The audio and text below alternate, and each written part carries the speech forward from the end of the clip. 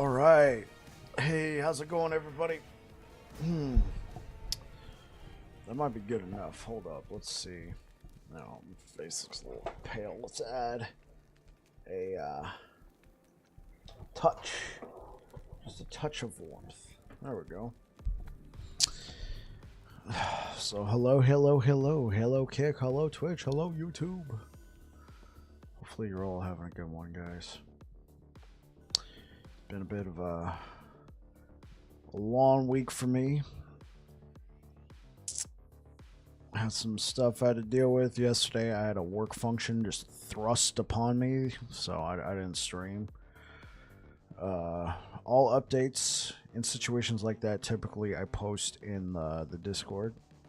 So I used to post on Twitter, but I feel like my posts on Twitter never get any views.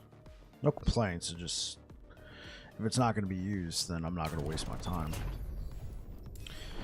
So let's pick up some offhand stuff.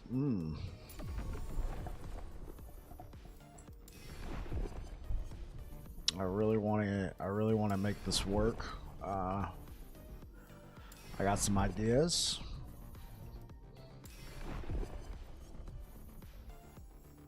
Temple Sanctum works for me. Lightless Arbor, okay.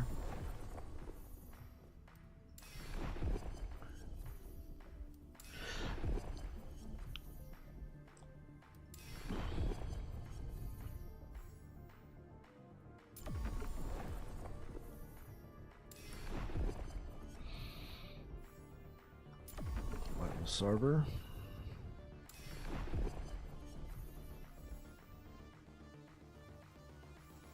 That's some rare enemies.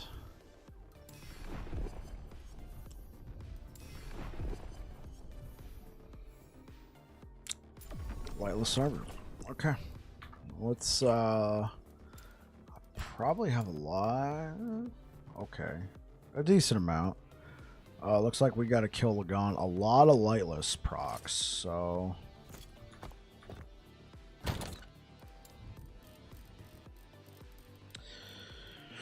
alright, today feels like a good slam day.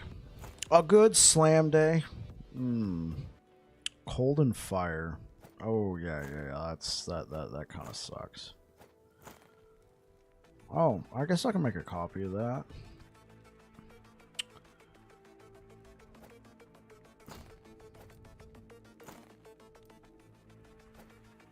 Kind of want to just toss both these, but they could have their usefulness. Oh yeah, 3 LP, and then I guess that'll be alright. Let's grab some keys. We're going to the Lightless Arbor. Let's grab a key. Whew. Hopefully you're all having a good one. Happy Friday, folks. Thank you for being here. Appreciate it.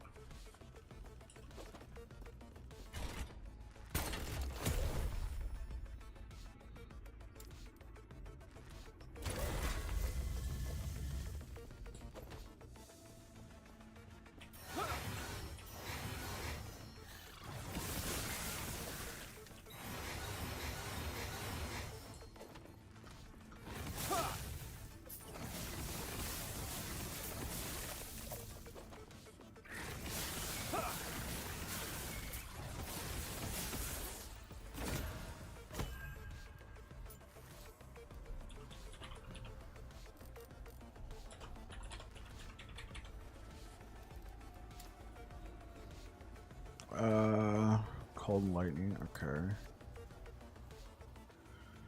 Fire lightning, okay, but this is, hopefully we get something good on here.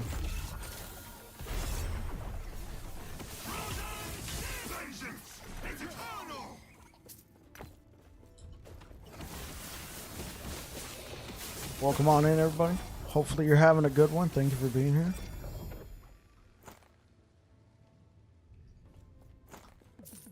Happy Friday, folks.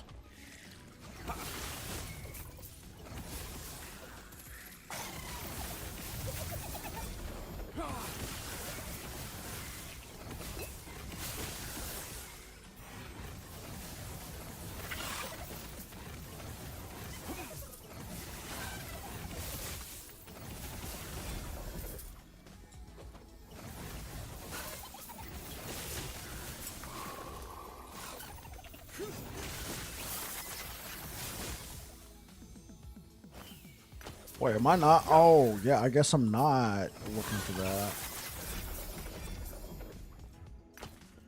Yeah, I guess we're just looking for whatever now. It's not a half bad roll.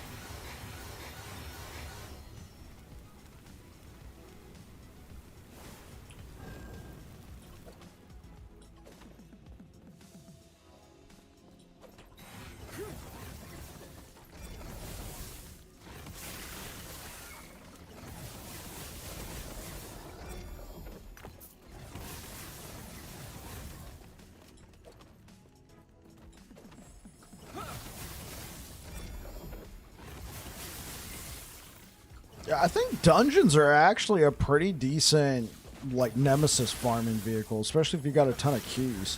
I feel like every floor I find like a nemesis or an exiled mage.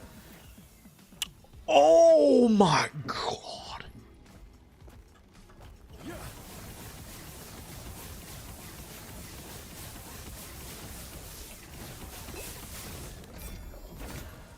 Oh, it's fire and lightning. That sucks.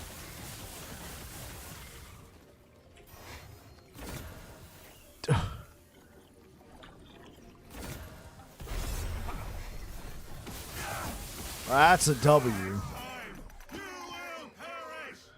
Hopefully it goes up. I mean, it was tier 2, so the likelihood of it going past tier 5 very low. But that's still nice. And it's a good roll, man. Just any sort of cast speed. Any sort of cast speed, man. That's just a huge W all around. Obviously, it's a bigger W when you get the 25. When you get like a T7 cast speed to go with the cast speed that's already on there, but still, it's a dub.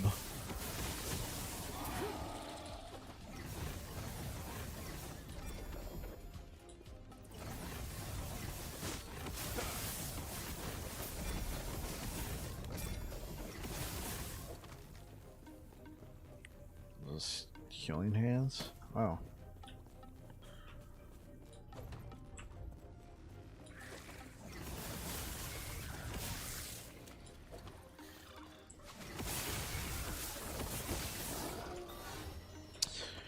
It's a W.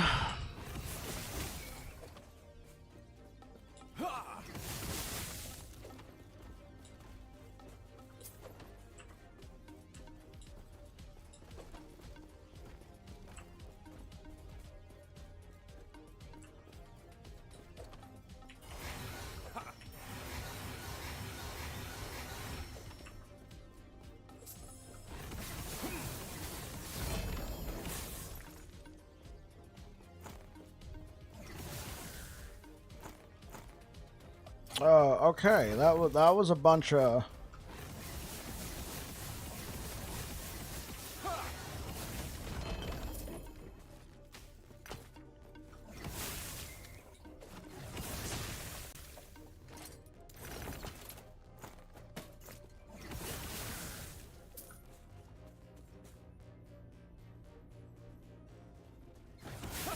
Okay, guys, like the joke is funny, but please.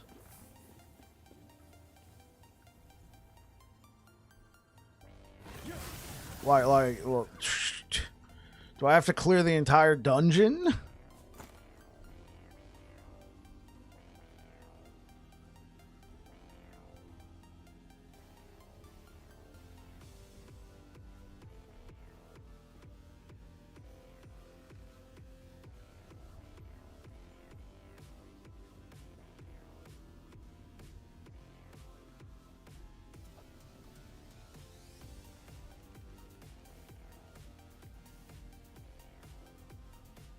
Hey, what up, Afia?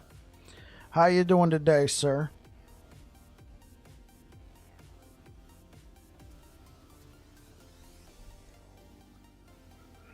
+1 to damage over time. 17% less damage over time taken.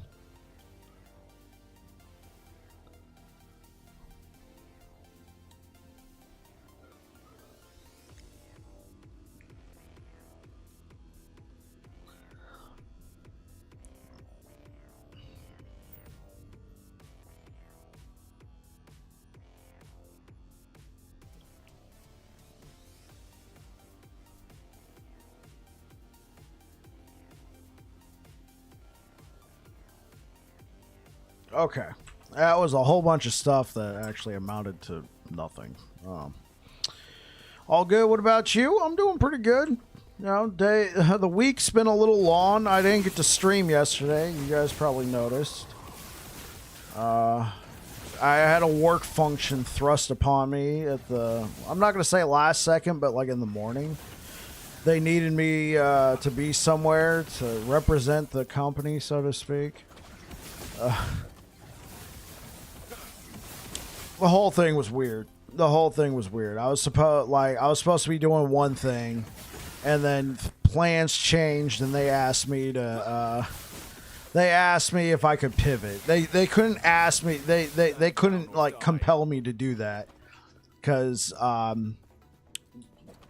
my workplace would require a 24-hour notice of a schedule request like that, and since the schedule was changing that day, I decided to be Mr. Nice Guy and say, yeah, sure, I'll help you guys out. And it was fine. It just meant, well, there goes the stream for tonight, so...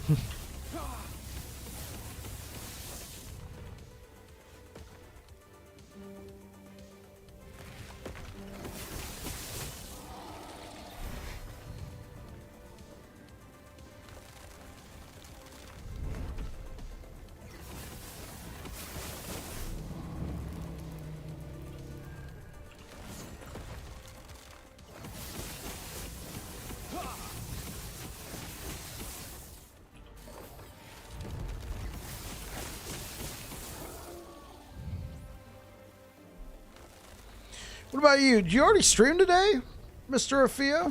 Whoa, hey, yo, just yo.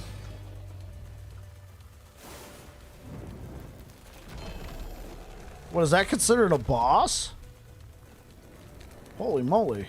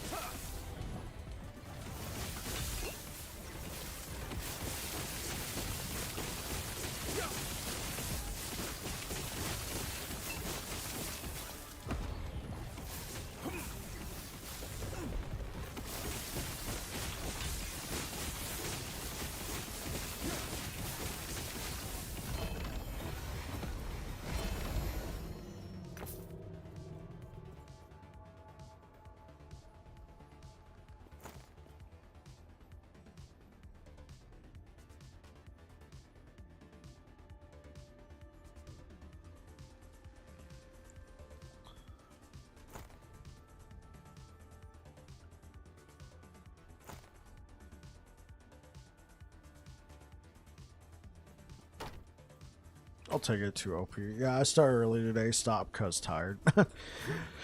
Yeah. I'm kind of used to you streaming around the same time as I am.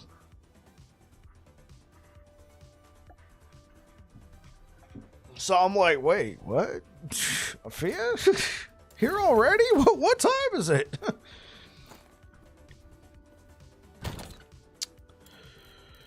So just chilling, sorting stash, noting things down for a build video.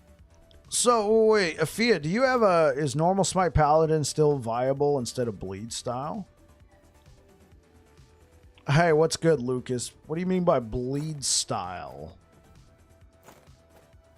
Like, I'm doing a normal Smite Paladin right now. This is Corruption 750. Of course, like, obviously I'm in a dungeon right now. But, yeah, I would say it's still viable and will continue to be viable. Even in, Are you talking about, like, Hammer Smite? This is a self-cast Smite. Or are you talking about, like, the you know, you got the hammers going around you, and the Smite's getting procced off because you got the Isles? Oh, Hammer Smite. No, Lucas. I mean, it still works. You can still get okay corruption, but its ceiling got terribly cut down when they made the change to the idols. There's now a cap on how many smites you can proc. So against single target, it's not too bad. Against single target, like against bosses and stuff, it's not too bad. It's the big groups of enemies. When you hit the big groups of enemies and you proc all your smites at once, and then you gotta wait for a second and a half to come up, and you can't really control where they go. I don't know if the hammer smite's still good to go. The build I'm playing right now is a self cast. Afia. 24 hours, mostly SSF, Spear Falconer, got to 400 corruption from level 1. The only thing I grabbed from my stash was a foot of the mountain. Hey, that's fair. I'm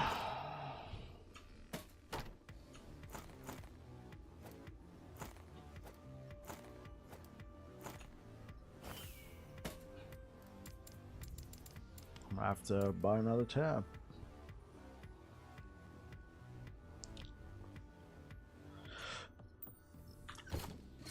Oh.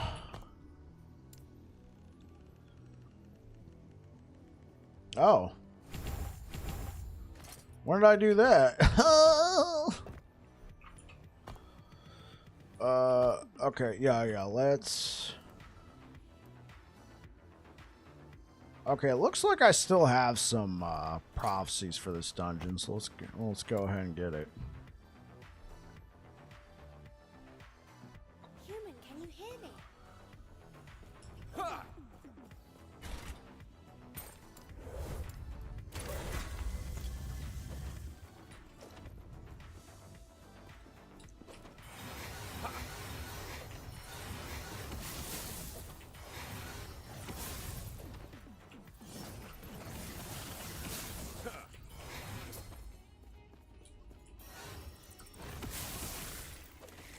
Stand down or die.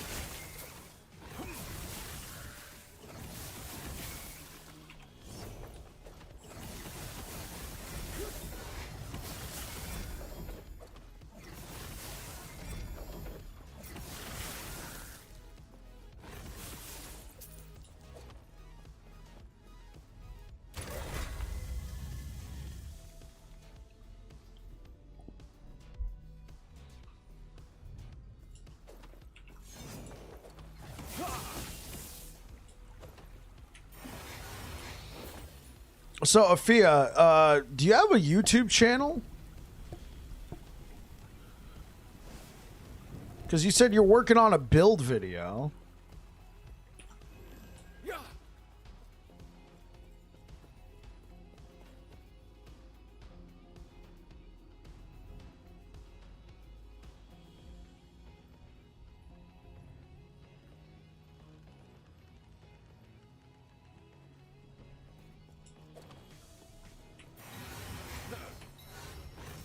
Stand down or die.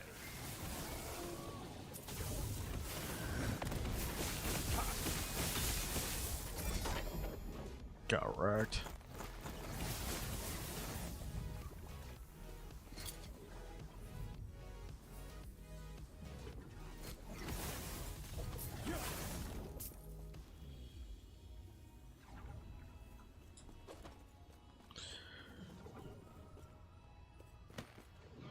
Yeah, generally I put in Final Fantasy 14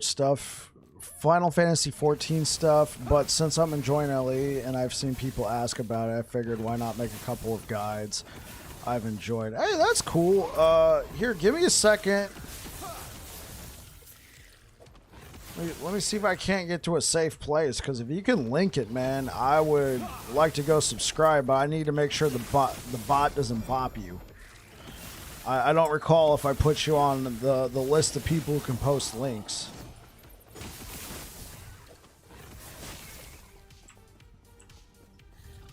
Here we go. Safety incoming.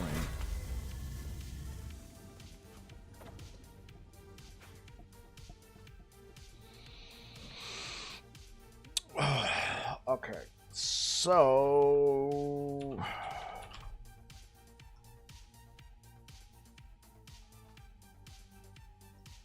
verify that you're human. Sure.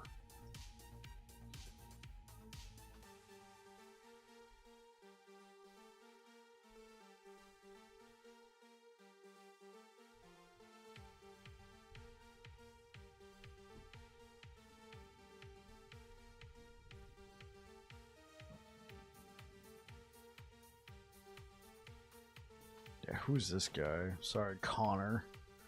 Double Red? I don't know who Double Red is. Goodbye.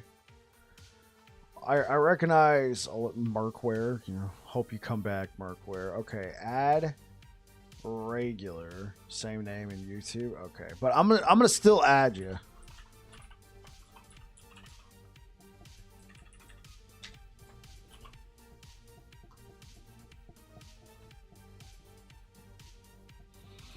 That way, if you ever want to post something, you don't have to think twice about it.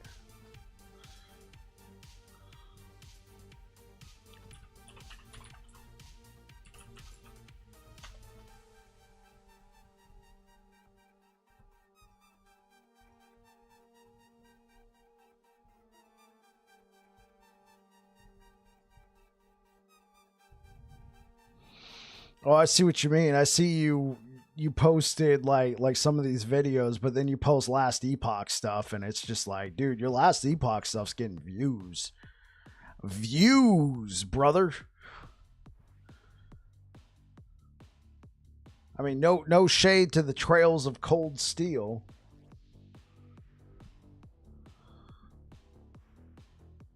Yeah, well, I just subscribed to you, man. All right, thank you. People like minions. Yeah. Thank you. Appreciate the likes over on YouTube, guys. Okay, let's keep going. Yeah, dude. I'm excited, man. I'm excited for what the future holds. April 2nd, bro. Are you taking any time off for the game? Are you going to be streaming Season 2?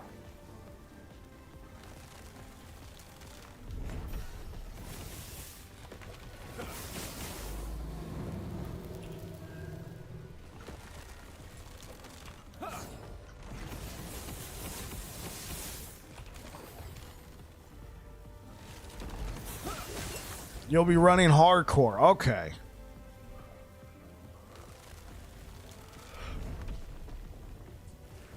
I'm going to definitely play Paladin. Want to race? Well, you're going to be on hardcore. There's no way I'm playing hardcore. I'm playing softcore, man. So, I mean, that's not a fair race. Oops, I died. Ha ha. You know? Oh, you want to race in the hardcore? Yeah, the hardcore race is actually like legit. Yeah, I'll play with alacrity, but I'm not gonna like go too hog wild. If I could get onto the Sentinel, like if it looks like I have a shot of getting onto the Sentinel leaderboard after day 1, then I'll put in some more effort. But if it looks like I'm just too far away, then I'm not gonna bother. I also I don't know how many people are gonna be playing Sentinel. There's a lot of hype over this rework, so I'm thinking a lot of people might be playing Sentinel. And I don't care. I'm playing Sentinel. Then you'll play on softcore to mess with stuff. All right. All right. No. I'm trying to decide, do I want to? I guess it's going to depend on what kind of like in-game like what kind of in-game build I want to play. Accessories. Oh, I don't have enough room here. It's going to depend on what kind of in-game build I want to play. So, because if I already know what kind of in-game build I want to play, I might start off as Merchant's Guild and get, you know, just buy like a couple pieces just to go into it. But I ultimately, Circle of Fortune has me. Ultimately, Circle of Fortune has me. Though, Merchant's Guild, like, the thing about Merchant's Guild, to really be effective there, you have to, like, know, like, what everybody else is playing, so you could really gauge, like, yeah, you could sell that for a mint. And you've already seen how much I complain about just going to buy prophecies. Now, imagine having to stop and go sell stuff. Going to each stand... Also, depend on how the end game will be, yeah. Just because you're rare to, just used to rares and exalts, yeah.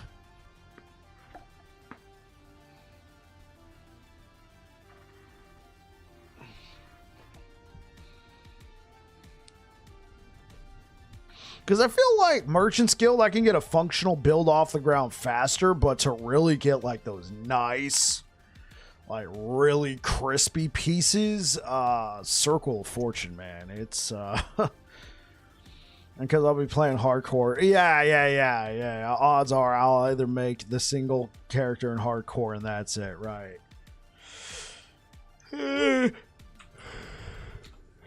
Oh.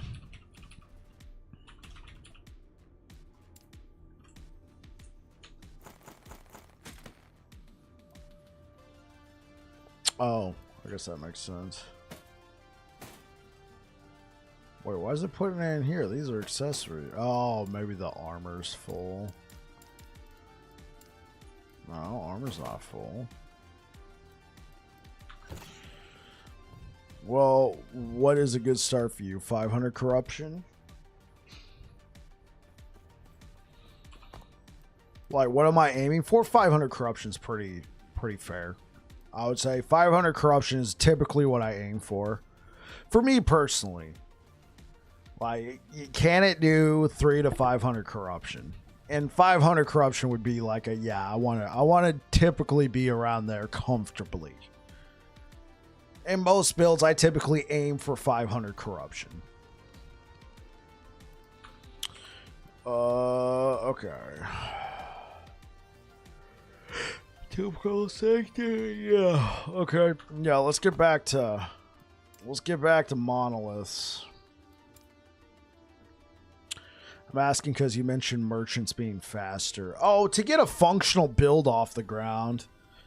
Like, I don't even know how much I played on because in this cycle I went Merchant's Guild, and I remembered I knew what I wanted to do in game, and I was able to get a Bleed Hammers build together pretty quickly. It wasn't a functional build is 500 corruption then? Yeah. Oh, what you mean by that? 300 to 500 corruption would be a functional build, yeah. Hold on, let's see what this dude can do. I don't think I even went and got the Harbingers. I don't even think I went and got the Harbingers on this guy. I don't know what level of corruption I pushed.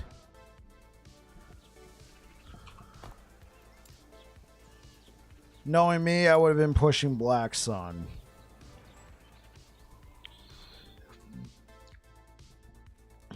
Okay, level 98, 300 3,431 health. Right? And obviously, melee attack speed sucks. But, hey, T7 health. I was able to get the T7 bleed chance. I was able to get the physical pin, the health. Block chance, it wasn't max, but hey, I got that. Fire damage, oh well, but I was able to get health. Reduced bonus damage taken from crits. I think that's my only source of crit avoidance. I was able to get the idols. How much playtime? Is there a way to look up individual playtime? I mean, level 98.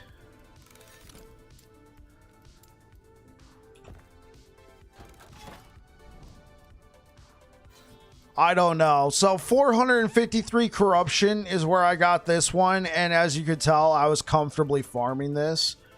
I don't see a ton of empty spaces. So yeah, this kind of hit the criteria. I mean, since it's not level 100. So definitely less than a month. Definitely way less than a month. I don't remember how many hours a day I was playing on this one. I feel like what happened with this is I played it.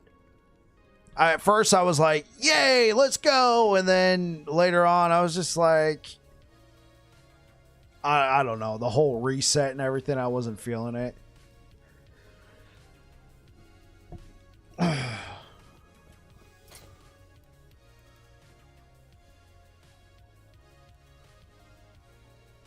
Yeah, I was never able to get just throw a number, at least 20 hours or something. At least 30 hours. At least 30 hours. The unfortunate thing is, I would say at least, so if it was 30 to 40 hours, at least 5 hours of that was me going, oh, can I sell this? I mean, I guess you could equate it to the same to the other one, to Circle of Fortune. Like, oh, let me go buy prophecies. But there was just a lot of like, would this sell? Speaking of selling, I haven't played this character. 27 items sold. Don't worry, guys. We'll be back on Smite Paladin in a little bit. Because I'm still new to in-game, just trying to have an idea. Okay, let's see. What did I sell?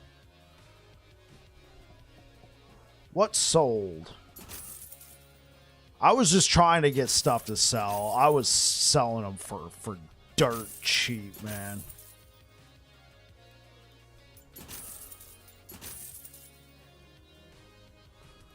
Somebody bought my Aaron's Will? I had Aaron's Will with minion health?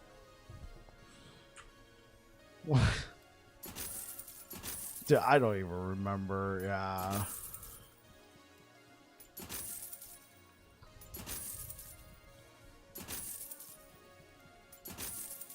Oh, dude. I was like, because at the start of the cycle, you're trying to get reputation. You're trying to get reputation. You're not really trying to earn cash. I mean, cash is whatever, but you typically list stuff for cheap to get people to buy it. But the thing is, like, at the start of that cycle, you could tell stuff kind of fizzled out early on.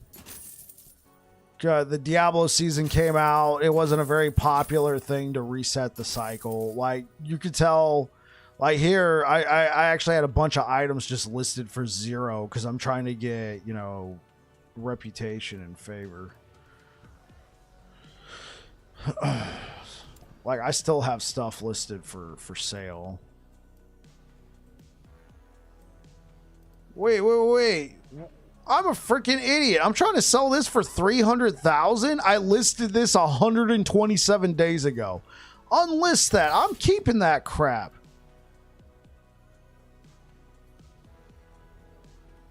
Oh, and it's a legendary. And it was a legendary. It's means you can't edit it. Like, I listed this for 10,000. I should have just listed it for nothing. Even then, nobody's going to buy it. Most of this stuff I just got listed for 0. Like, please, pity.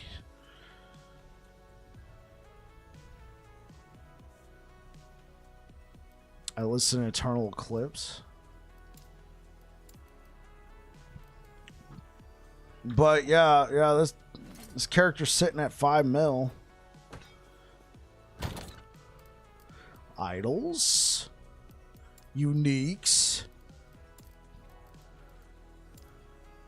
Okay. Legendaries. Oh, right. I think I was having trouble. Hey, what up, Dope Shot? Why not PoE 2? So what was happening with PoE 2? Hey, what was good, homie? So what was happening with PoE 2 is I was playing it at launch and it kept changing, like the devs kept changing it and kept changing the game. Like, I got this. The devs kept changing the game a lot, and I was like, you know what, that's cool. It's in early access, so I'm going to let them do their thing. I'm going to let them just continue to balance the game because I only play for a couple hours a night.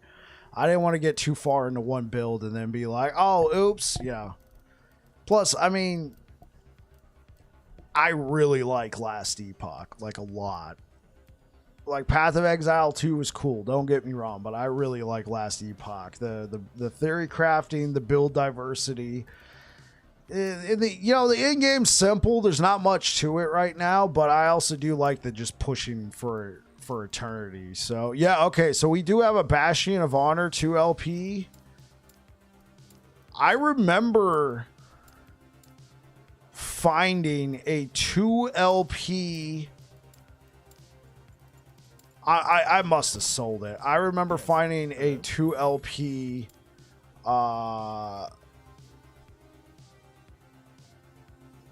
highest to lowest. Oh, they're only going to show me what I sold recently, right? Yeah, the 27 items recently.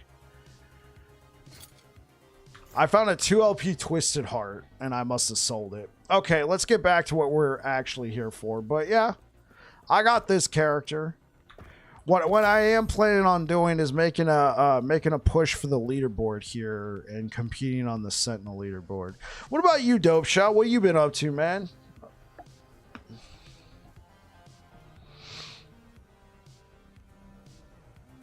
So yeah, Sentinel leaderboard 170. That's all I gotta do. I only gotta working like so much. Been hooked on PoE 2. Hey, PoE 2 was cool for sure. For sure. Absolutely. But Last Epoch's got me. And you know, I'm sure by now, Dope Shot, you've heard April 2nd. If you haven't, oh, surprise. Yeah, I'm going to make a push for the leaderboard. I don't know if I'm going to use this build, but I mean, this build is functional. I'm thinking of trying to recreate one of the Smite builds. I have not, which is sad because I'm a mod on the official Reddit for LE. Wait, you haven't heard? Bro, Season 2 is coming out on April 2nd. Dope Shot, I'm sorry you're having to hear this from me, but, well, maybe it's a good thing. Hey, how's it going, Dope Shot? Oh, okay. Okay, bro, you're giving me little palpitations here for a moment. Let's hear it. April 2nd, start of Season 2.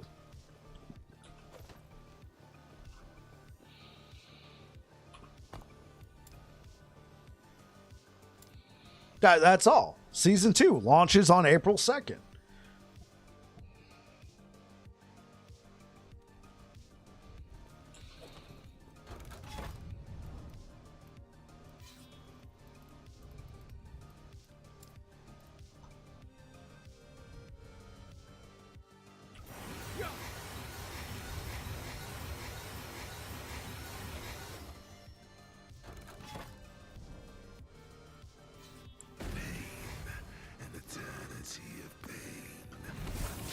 Me too, Dope Shot. Me too. So since I'm choosing a game, I choose Last Epoch.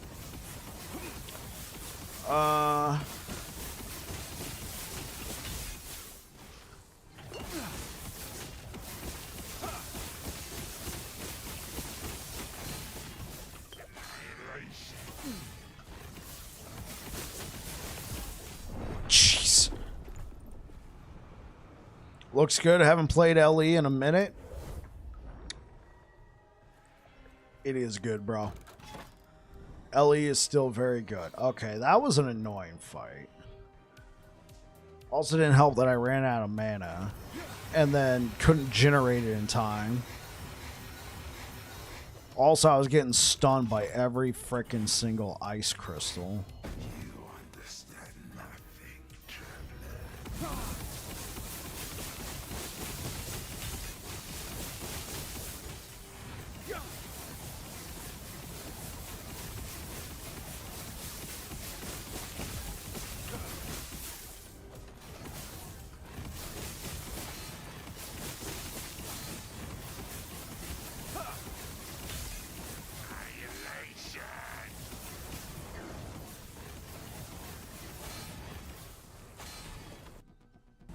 Oh my gosh.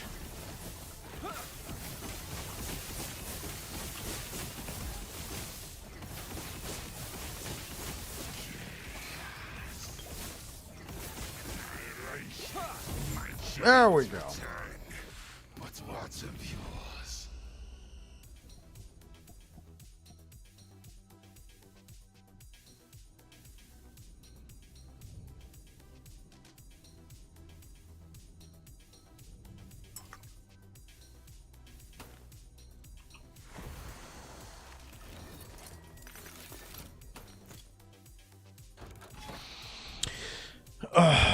Yeah, no, we're not doing 11 and 50 corruption. No. I'll drop it down to 800.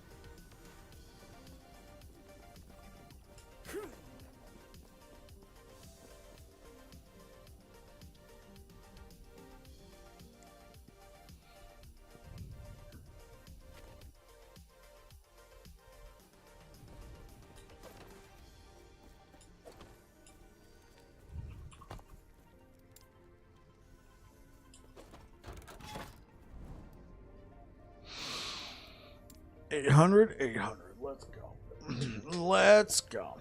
Hey, Sophia, what did you play in PoE? And I guess Dope Shot, if you're still here, what are you playing in PoE right now?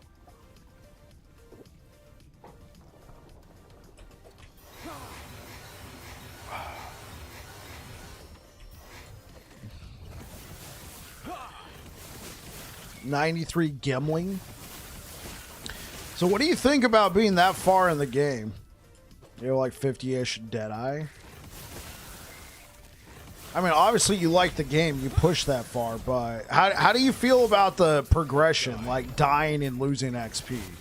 Does it bother you, or does it make it more interesting?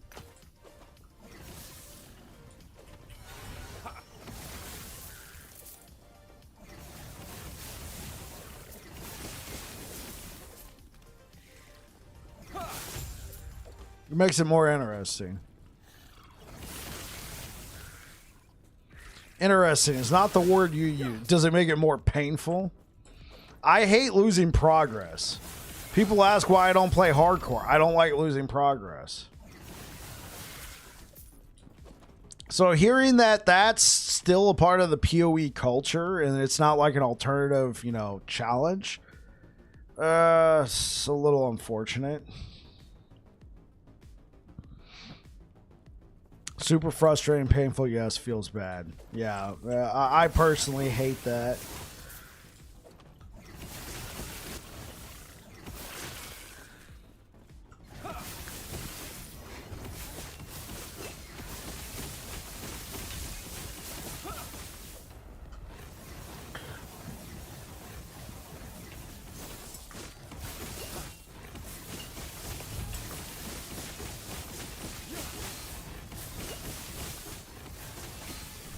Jeez. Yeah, dude, that's the thing that's killing me at this point now is these stuns. Like, that dragon was about to die, but I kept getting stunned over and over and over and over again. I get the D2, like, challenge or inspiration, whatever, because that's how D2 was. Yeah, I never made it that far in Diablo 2. I played to, like, 40 or 50 in Diablo 2. I beat the campaign.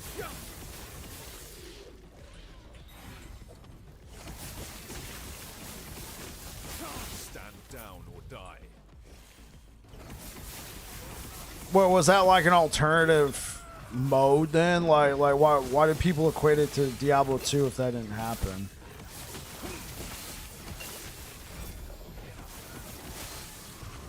Jeez, please, enough with the stuns.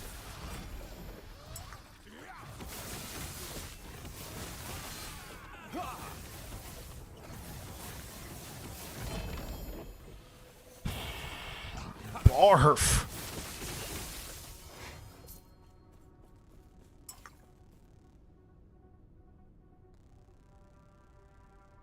You always lost. In my opinion, that's progress. Not everybody might agree with that, but to me, that is progress, losing XP.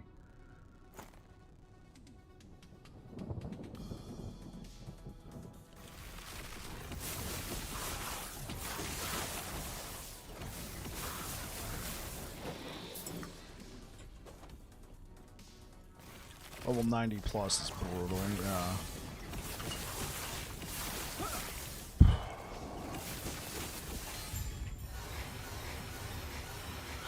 Oh, I don't know if this can be like a melee focused build.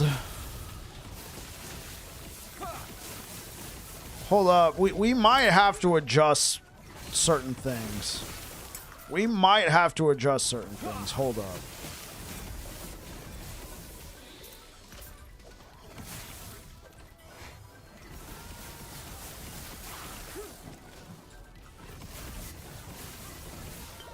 So, level 100 in Path of Exile is certainly aspirational. Level 90 would technically be maxed out, and level 100 is like prestige almost.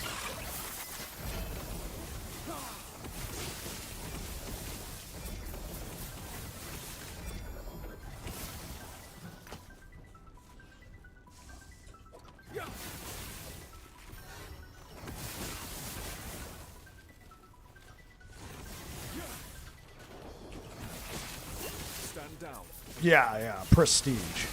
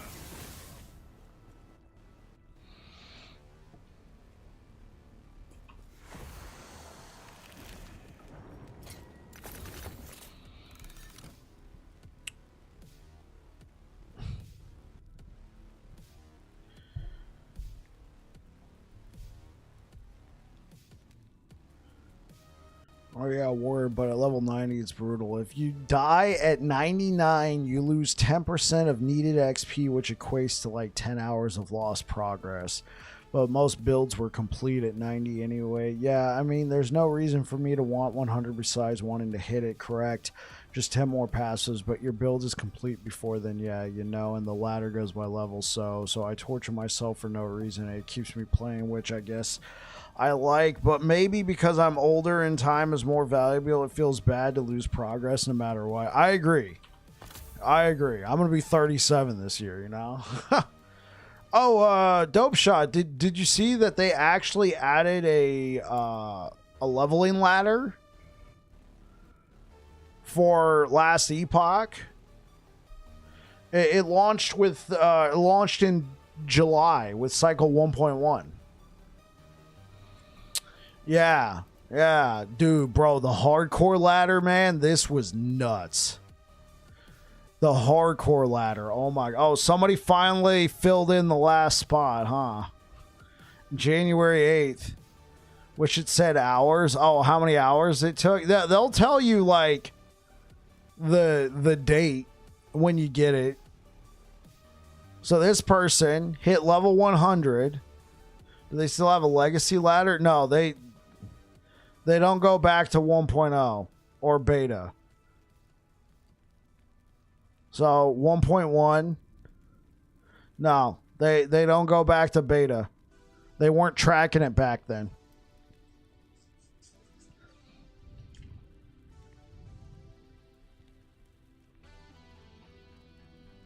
So in cycle 1.1, two of the... I remember what happened to Rhodey, though. So he was the first one in hardcore to hit level 100, and then he went and fought the pinnacle boss, Aberoth. What does archive mean? So cycle 1.1 launched, and it went for a couple months, and then they decided to reignite interest. They were going to reset the cycle.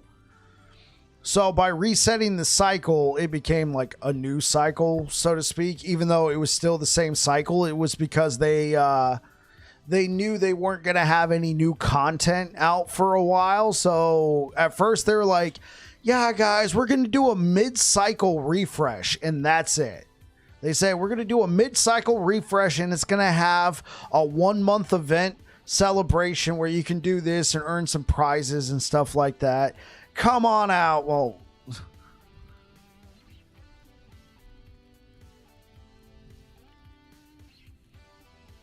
what am I babbling about today? Hey, what up, Krish? Yeah, but dude, I swear that happens every cycle. Yeah, they have it there just for... They have it there because of Arena. Because Arena has leaderboards that are... how do we say? They have Arena leaderboards that are archived as well. What?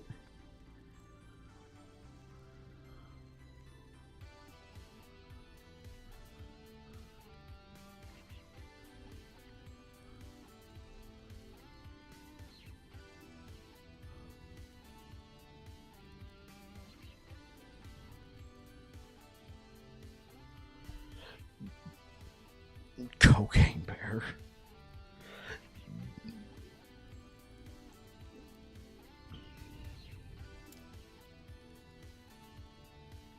Oh, I remember I competed on this. I don't think I made it onto this. Oh, I did.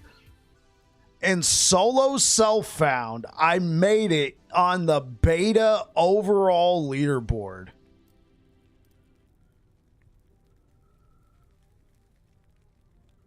I guess so. Yeah, what's up? What am I looking for? Dope Shot? Yeah, what about Ogre? Oh, yeah, he's going to be there forever. He knocked out Raid Boss Cannon. Let's check 1.0.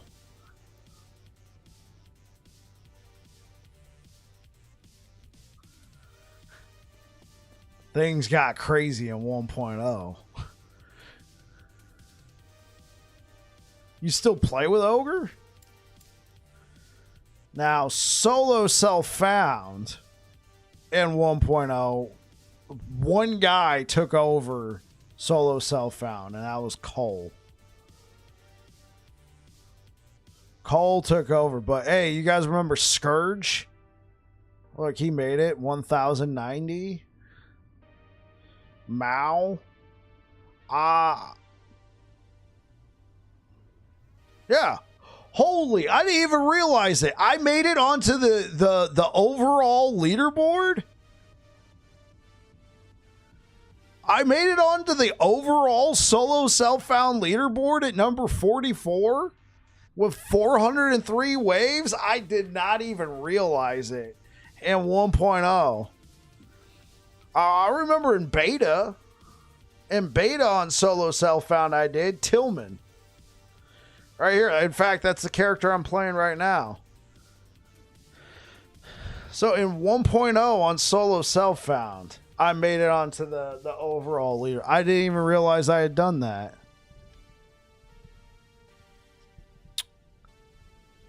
Because then in 1.1, I did not play solo self-found. And bro, I would have been there. And 1.1, I didn't make it onto the overall.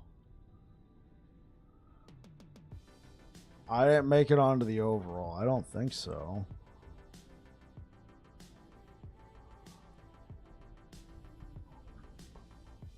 In 1.1, right here, I made it to wave 233. Was I playing a Smite build? I was playing a Smite hammer build in 1.1. What was I doing?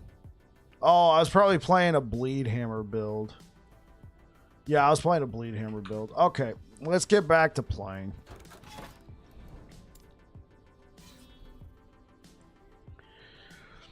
What are you up to, Krish, over on YouTube?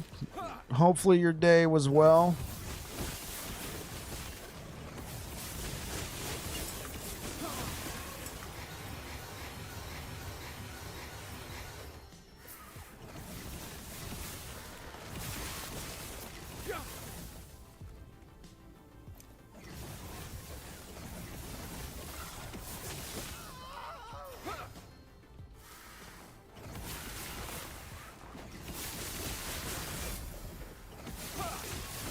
Down or die.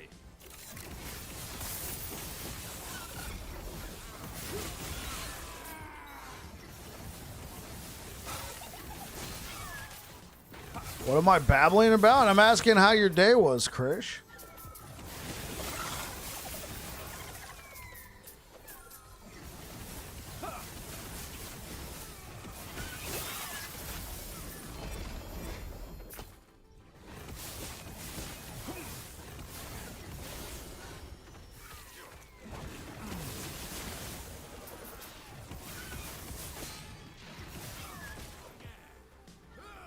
You want Epoch news? Oh, I don't have any Epoch news.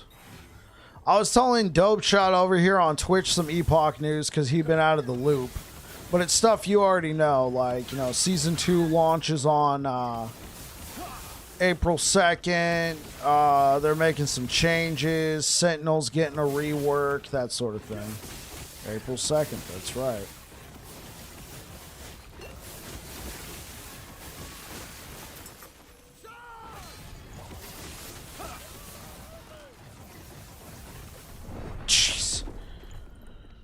I hate those things. Those covenants, man, they can burn in freaking hell, man. Those covenants are BS. Oh.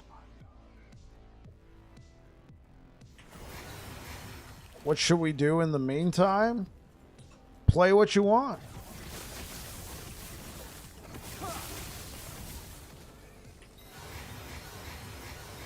I'm going to keep playing Last Epoch because that's what interests me.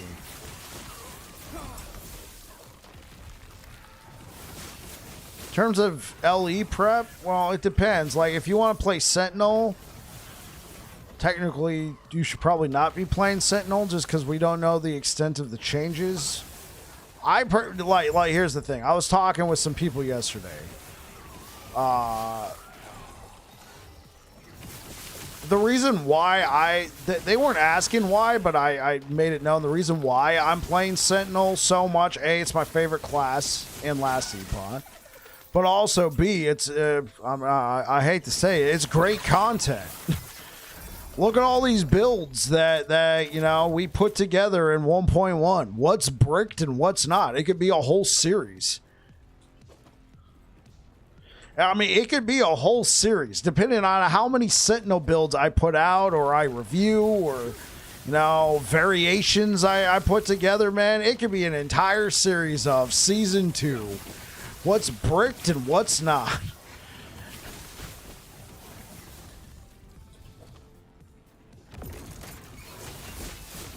Bike only plays Sentinel when it's coming up with new builds.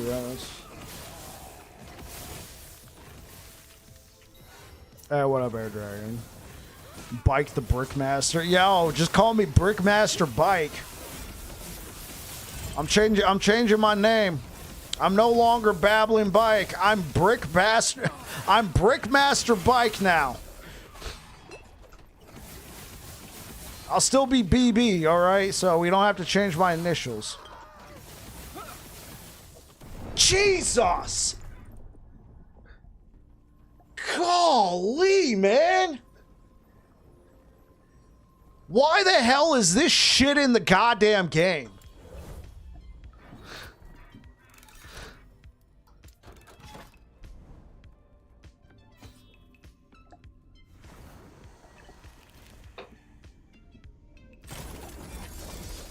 What, I missed it? It was another Covenant. It was another Covenant, and he just did the whole area of effect. I couldn't even move out the way. It was just... And it did 7,000 damage. Another one. Now, I completed that Echo, but there was another Covenant, man. Like... Why is something like that allowed to be in the game that just does so much damage? And like, look, so the high health is coming from this current Echo. So 25% increased physical damage. On top of the, you know, Corruption 800.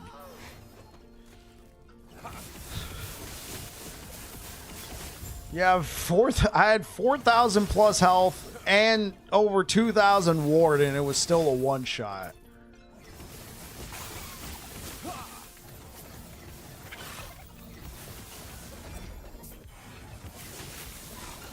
Golly, man.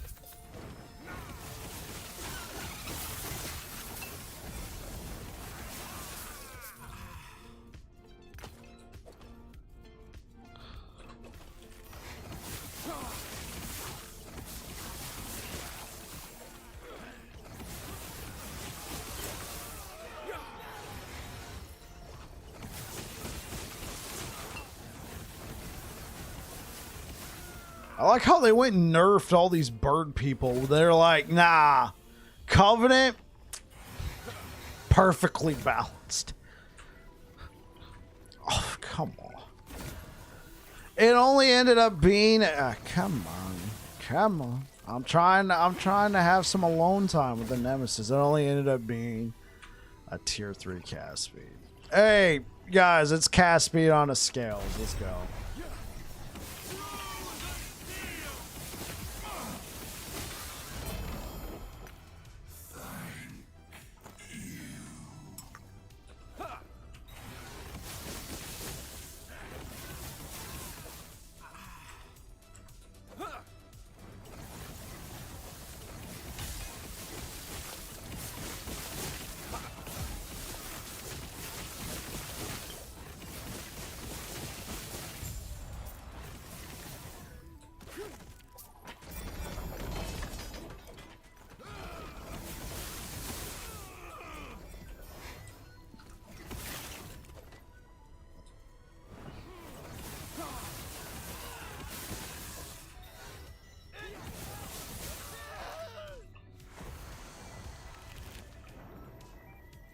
Sure, they still hit for a ton, but they're not doing what they did before. before they were like, you know, like 2 or 3 hits, it was a one shot. Like, not a one shot, but 2 or 3 hits, you're gone. Now it's like 4 or 5 hits, 5 or 6 hits. But those Covenant guys, they still just roll up and go one shot. Perfectly balanced. I mean, honestly, it's not really all that bad. It's just the fact that it was twice in a row. The 2 times I have died at 800 corruption has been due to a freaking Covenant. Just rolling up and going one shot. Everything else I'm surviving against, right? Like, everything else I'm able to reasonably do well. But then when a Covenant rolls up, it's just like one shot. Because that's what I want to do when I'm playing action RPGs. I want to run away from a particular enemy type. Everything else is fine except for that one mob.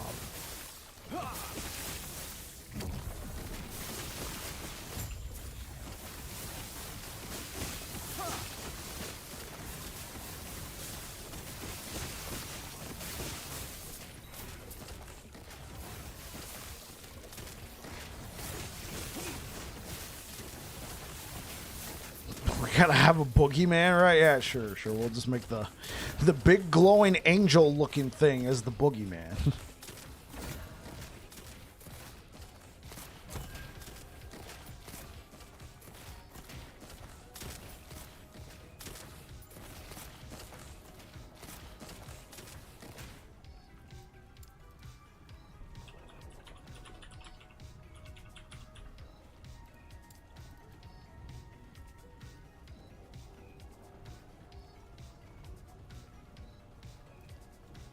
That's a possibility, but hold on.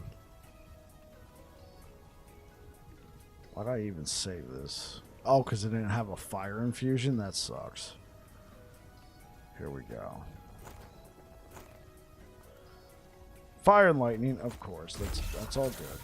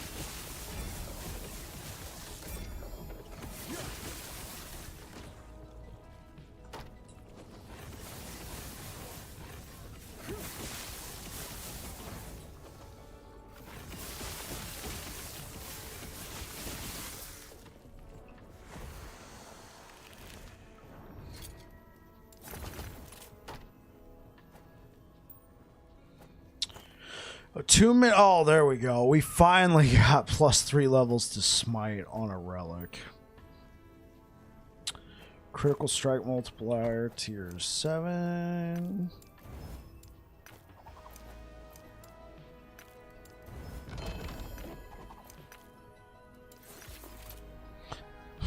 Hey, look, guys, I finally got cast speed on the Scales of a Terra. I came from the Nemesis, and it was tier 3. Something, though.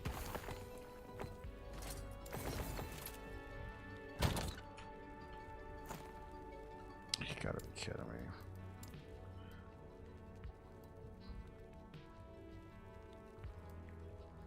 Oh.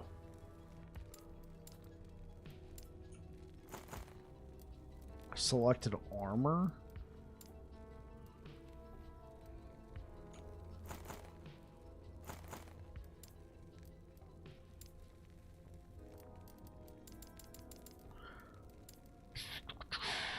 We gotta make this one purple.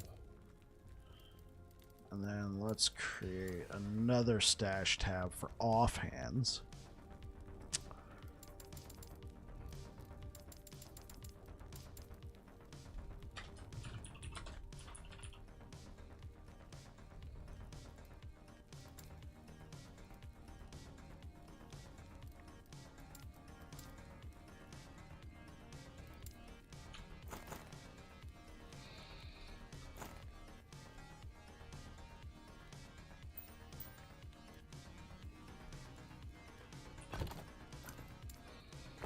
Break this one down. Okay. It's something. It's something. I appreciate it, Fia. Thank you very much.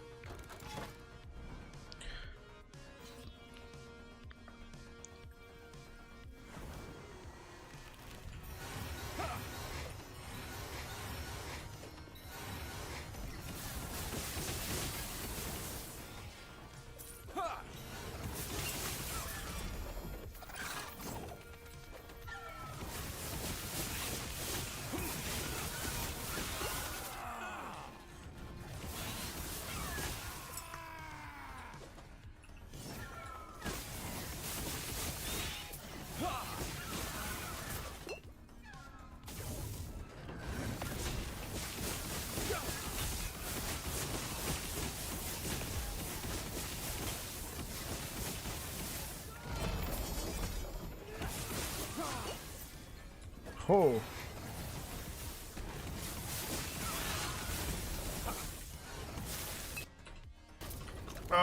Okay, not going well. Not going well.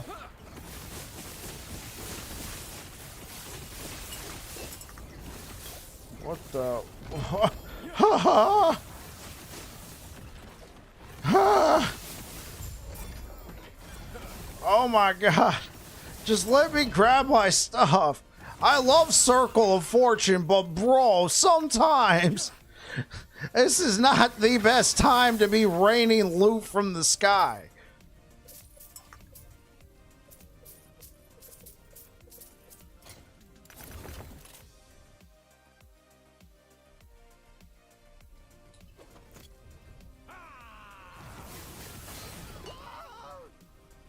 Okay, let's take a look. It's in a book. It's a reading rainbow.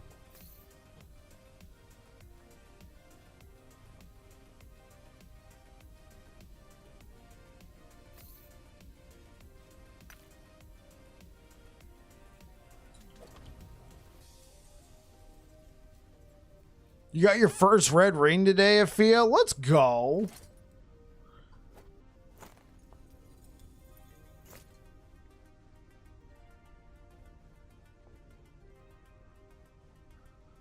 Now, if I can get LP on this BZ, holy moly.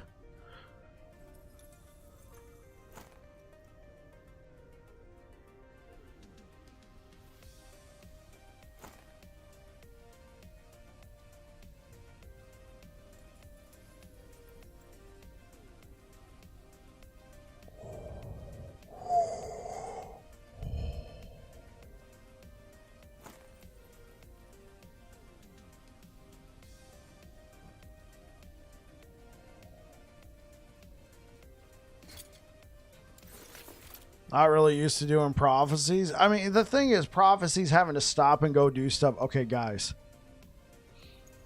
We have... yeah, there's no more here, unfortunately. Okay, guys. We found a Scales of Atera that does not, like... Oh, my... I kind of want to go slam this right now.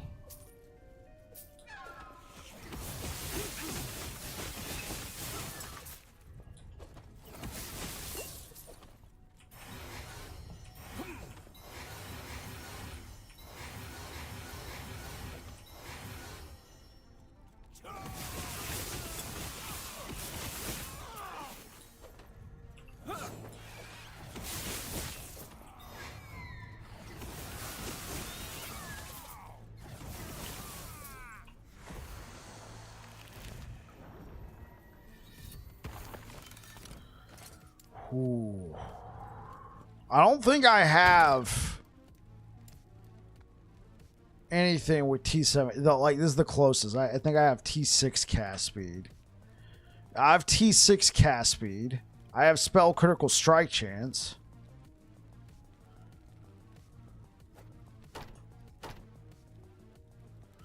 Yeah, I have spell critical strike chance. I have spell damage.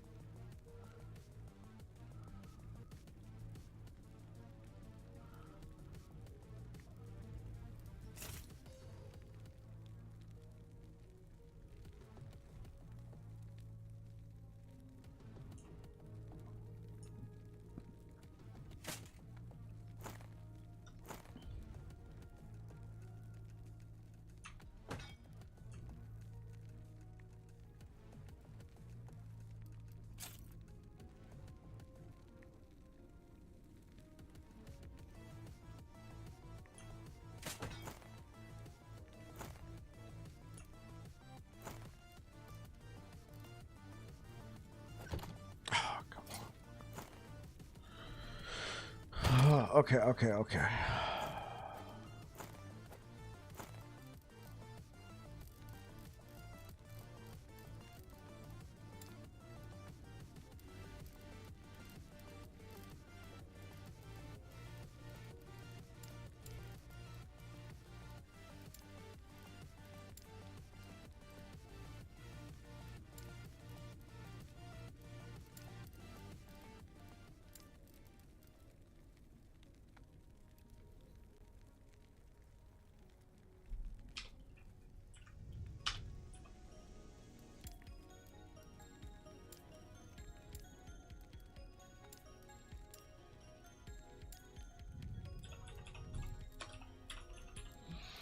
So what do we got here?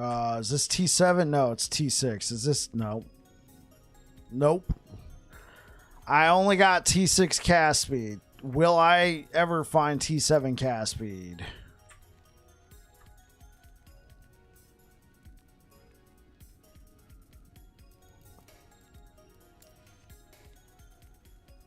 So this obviously has cast speed. This would be alright.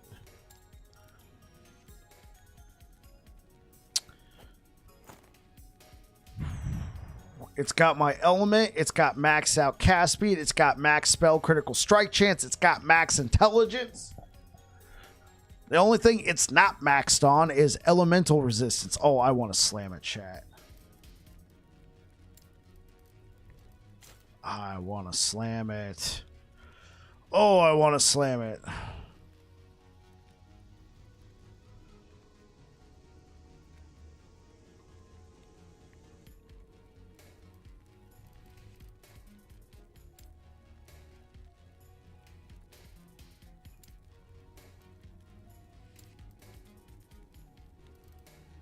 Serapin's fractal tree?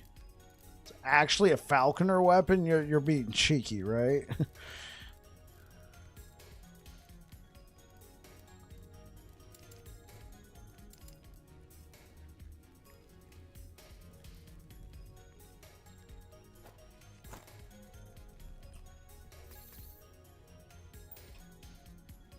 Oh yeah, no problem. No, yeah. That's all good. But I'm like, wait, what?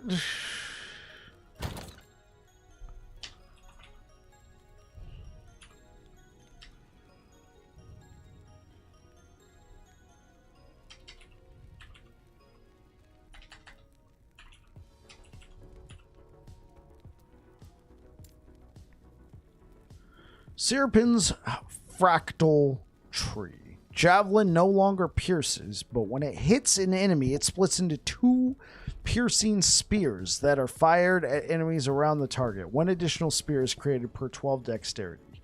1% area for area skills per 3 dexterity. Yeah, look at all that physical pin.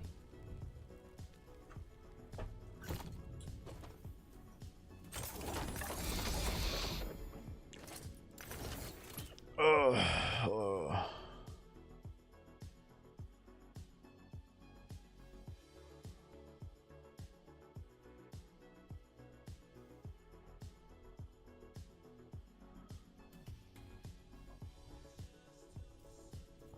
180% crit multi. Yeah, it's a good weapon.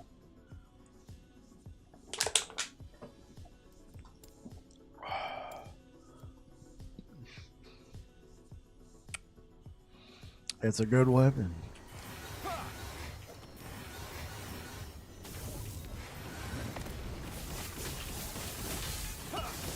Oh, spicy.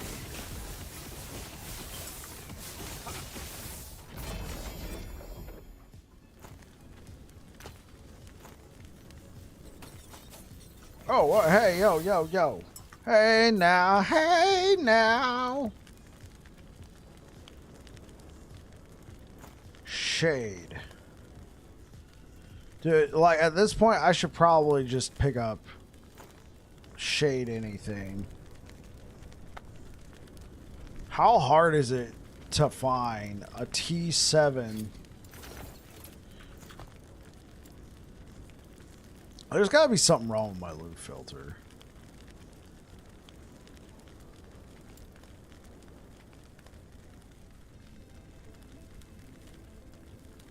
No, I got T7. I got it on there.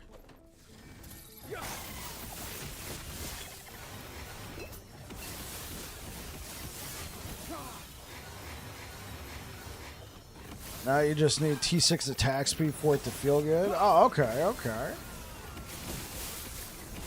Maybe. Oh man, is there more builds to explore? I've never done a javelin build.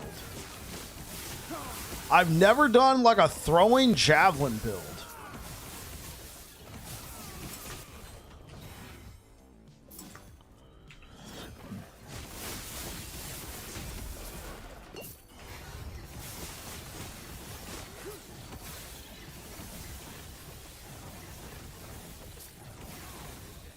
Yeah, I think I got the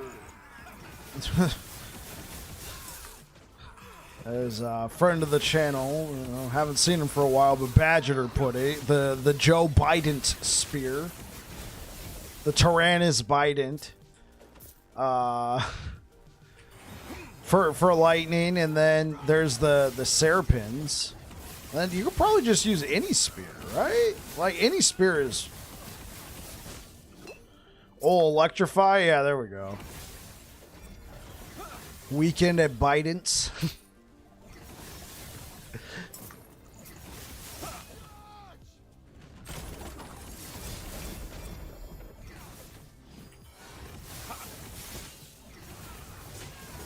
Oh, you said one for electrified. I thought you said all electrified. No, you don't need to. But if I like whenever I use javelin, it's generally been like a supporting skill, right?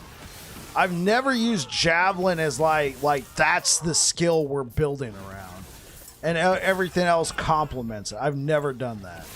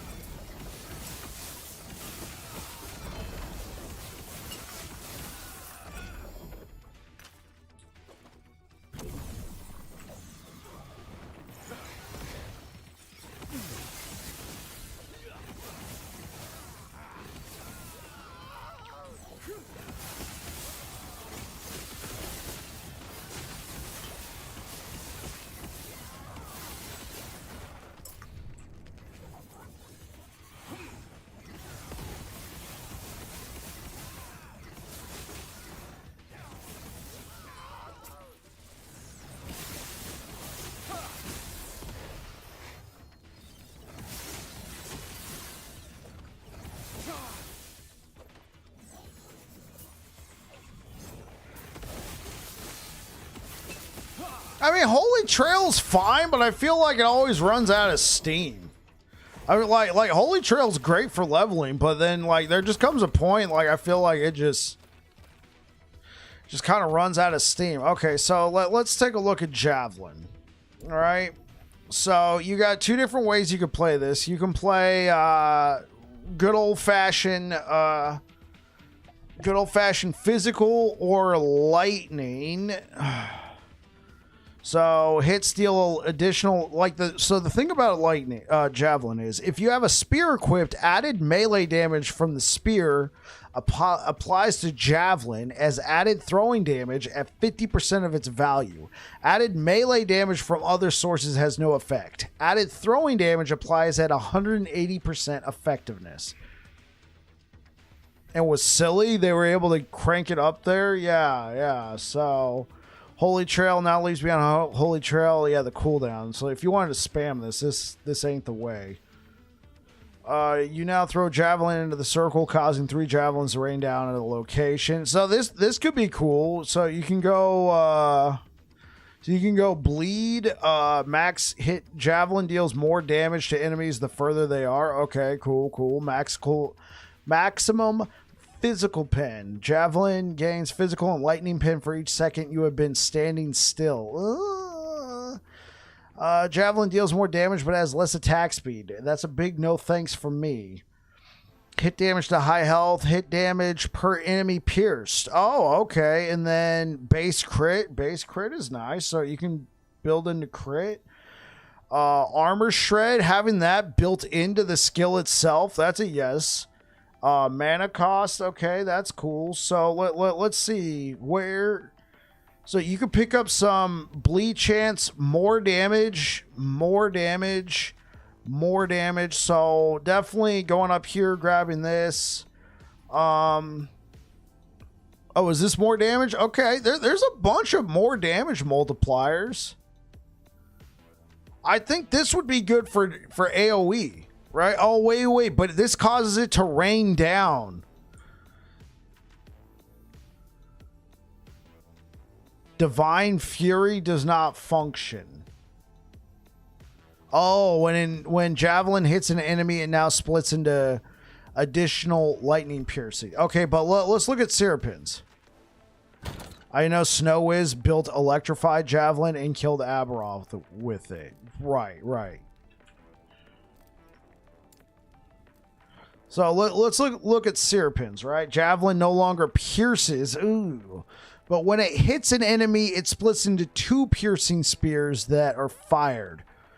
Okay, so I don't know about Syrupins. Cool. I have a Bident right next to it. So javelin damage converted to lightning, bleed and ignite converted to electrify.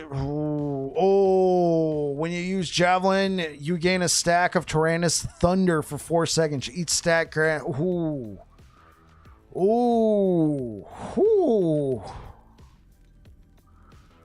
okay. Yeah, you could totally go electrify with this. Look at that penetration. Now look at that pen. Would you also do the smite? I don't know. Would you be able to proc enough smites? Yeah, I remember Cap used the Bident. Dude, Spartan build, right? Dude, that would be so cool. Like in season 2, if that's a thing, like I would play Forge Guard for the Spartan build, man. Shield, spear, bro, that'd be sick. We could also do it. Plague Dragon Javelin. Plague Dragon. Well, look, it gives like up to 105 melee physical damage and melee melee attack speed's not going to do too much. 31% chance to summon a locust on hit with Serpent Strike.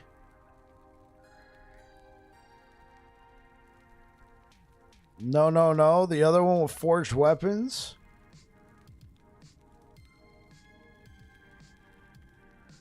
31% chance to cast Void Winter Bolts.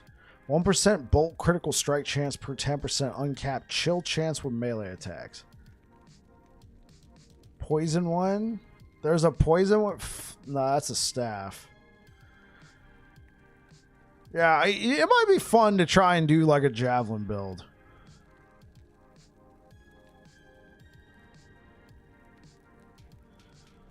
Jade.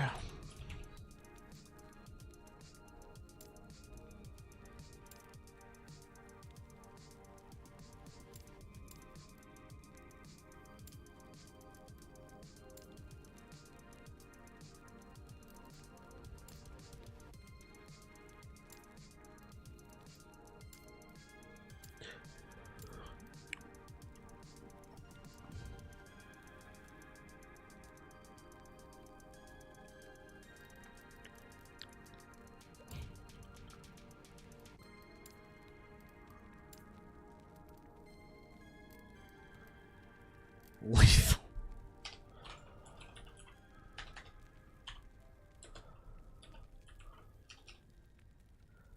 Is it lethal concentration? I don't have it. I don't have lethal concentration.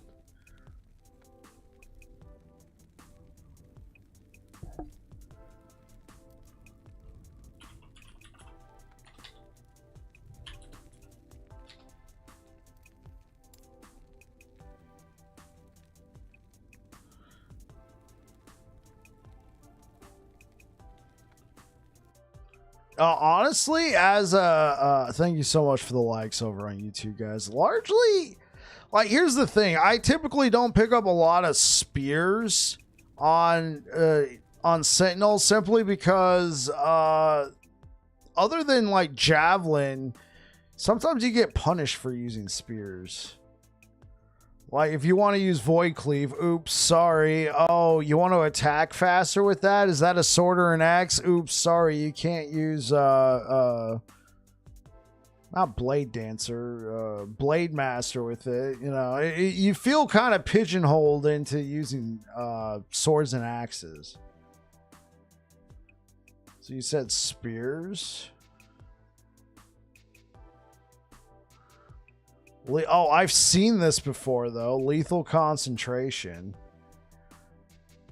Chance to cast Jade Dust on hit. Your poison damage modifiers also apply to your skeleton rogues and your falcon. The Judicator. +2 to javelin.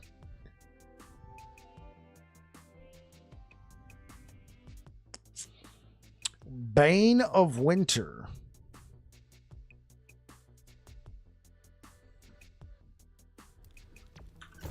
Yeah. Thought it was all minions? Nah, it's very, very specific minions.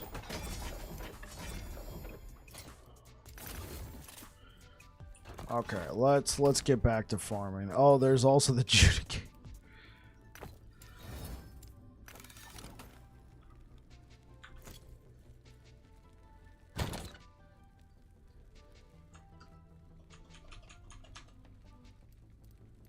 Oh.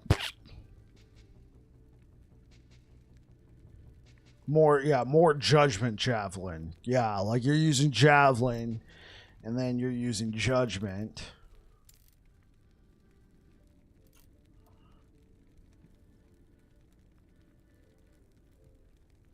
Eviscerating Ice Spear. That's nice. I remember Dread did like a Bane of Winter build. I don't remember what class he used it on, but I remember he found it kind of mediocre. And I think he already knew it was going to be mediocre. He used it like kind of like a meme.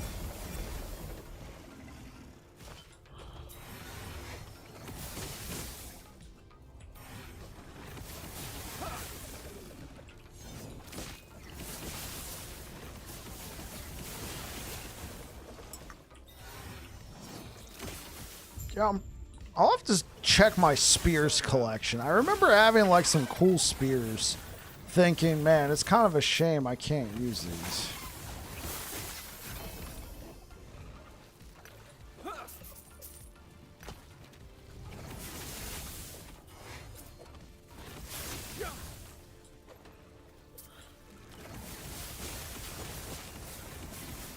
Well, and they cast, I ended up looking at them because I wanted a meme spear. Hey, memes, like, we're all about the memes. Memes are fine.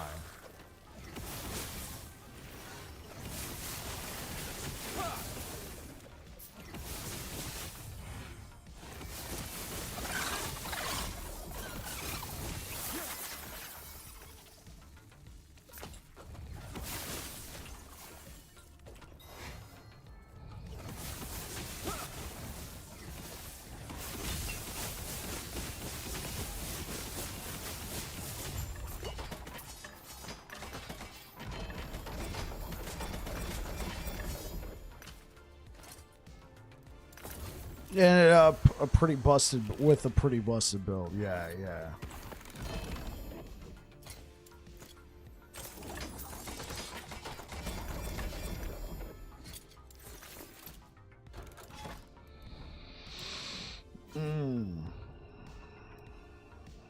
Enemies have 15% speed and damage. Okay, you know what? We can handle this. Damage mid if standing still, 35 plus 10%, 15 plus 60. Oh, okay. Math.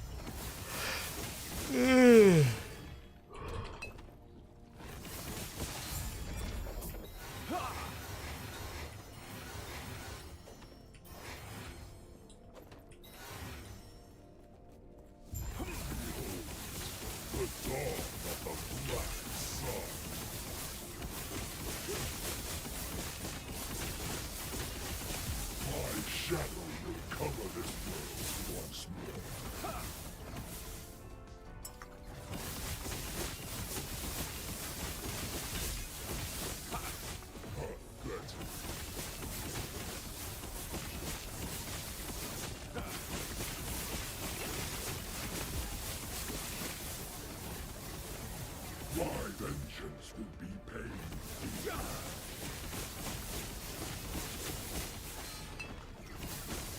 Do you think my defeat changes anything?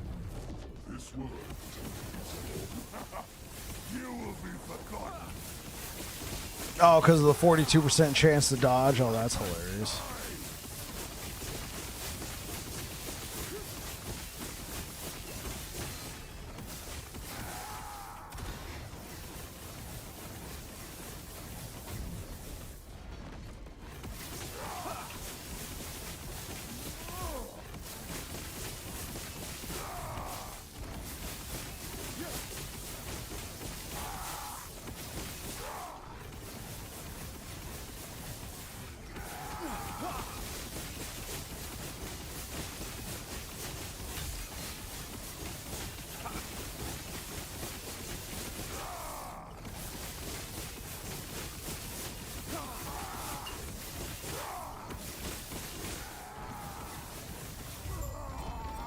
Dude just got finessed.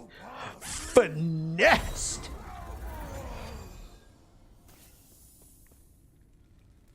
I mean, it's not really saying a lot when I just fight this guy over and over again, but I mean, finessed. That dude just got finessed. Okay, I'm gonna drop it now. Also, Rogue with Titan Heart and getting the full benefits from it. Oh, that's true. Titan Heart Rogue.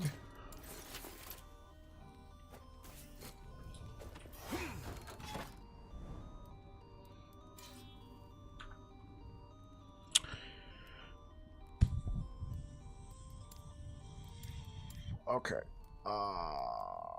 Ranking, reputation, prophecy. Hey, what up, control? Control at the head. Hey, Blaine. I thought it was just a funny contraction. He came up. What up, Bling? Bling, bling. You see my chain? Ah. Yo, what up? It's Blaine Bike, yo. It's Blaine Bike. Ah. What you up to tonight, Control? Control, Dad. Daddy. Okay, I'm gonna stop with that. All right. Oh, looks like a Jewelra run. Ooh, heavy Jewelra run. Okay. Yeah, looks like Jewelra, nothing much, just hanging out. Got the kiddo in bed early, so that's nice. Now time to relax. Time to relax. Are you streaming tonight, man? Are you streaming tonight? Yes, sir. Okay, man. What are you going to be playing?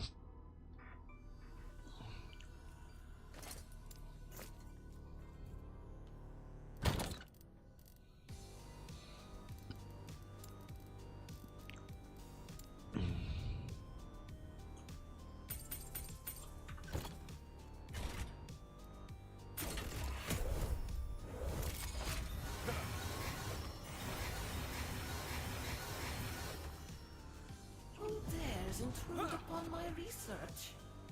No matter. They cannot reach you. Stand.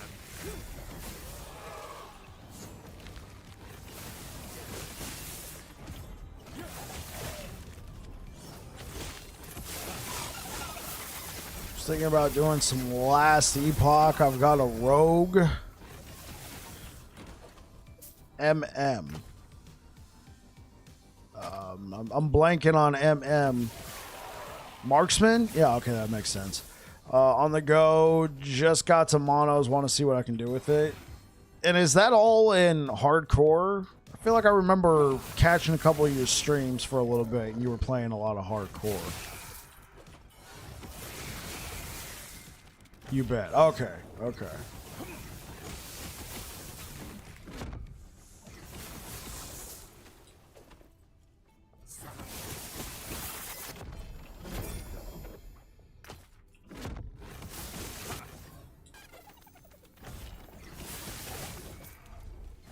Oh man, you're going like dude, you're going like the pure. Yeah, you guys ever heard of a rogue? Like he's just playing rogue, like literally playing rogue, but like he's playing rogue. Because there's rogue like and there's rogue light. He's playing rogue like. Man, he is getting no benefit from his previous runs. If his character dies, so does his stash. Hardcore. Well, like, if I did that, I would view it as like I would do hardcore solo account found. That way it's more like a roguelite. That way, you know, if I ever found some stuff, I could put it in the stash and save it for the next character if this one, you know, if that one tanks. But he's going like hardcore. Like if his character dies, there goes all his stash, all his progress. Bye-bye. How is this possible? Only I should be able to command time here.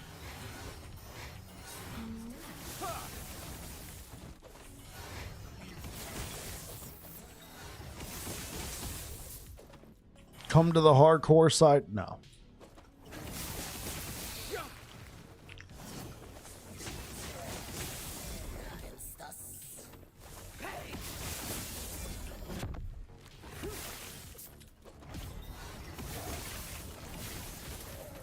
How's the Paladin coming? Which one? We've been doing a lot of builds. We've been doing a lot of builds. I've been trying to. I've been doing pretty good about uploading a build per week. Another reason why I'm not doing hardcore right now. If you want to keep putting up a build per week, it's going to suck if you're losing that much progress due to a death or lag spike or, you know, wife's trying to get your attention. Oh, dead. Problem is that if you don't do SSF, you get all the affix shards and stuff. That kind of gives you a huge jump start. Yeah. Afia, that would be the point. That would be the only reason why I play hardcore. Would be the roguelike. the rogue light element to it. Like, oh, okay, cool. I earned some progress that has sort of. I have earned some progress that now applies to my future characters if this one dies. You want an extra challenge? Yeah, that's absolutely fair. That's absolutely fair. But yeah.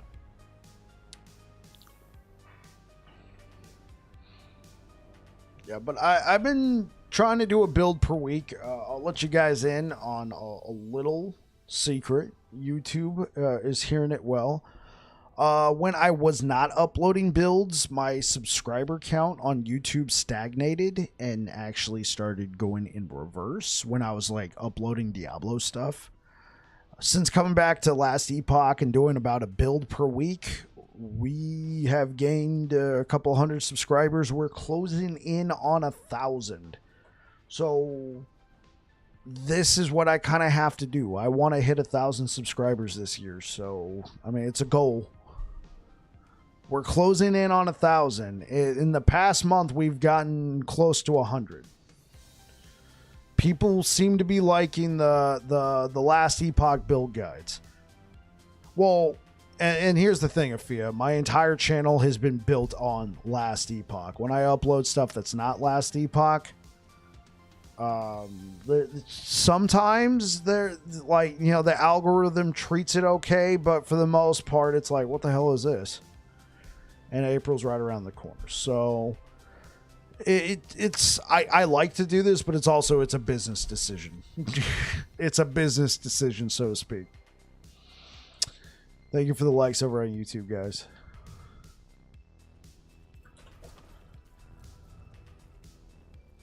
I should turn off notifications when I don't. I typically turn off notifications when I'm not doing last Epoch stuff, but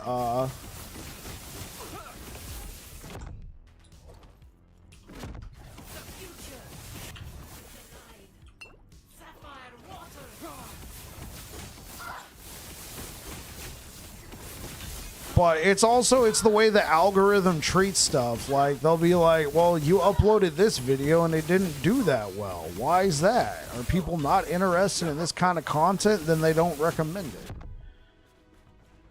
I've had some success with other stuff. Like, I had some Grim Dawn live streams actually do very well. Like, you know,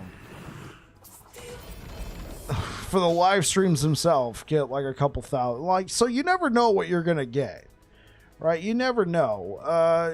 There's a pretty good shot that anything that's PoE or Diablo 4 is not really going to do much of anything. Pretty good shot that they're not going to do much of anything.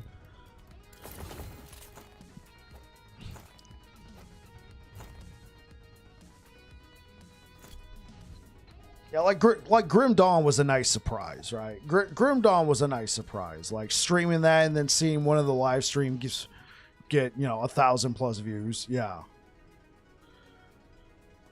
It's the same thing with last Epoch.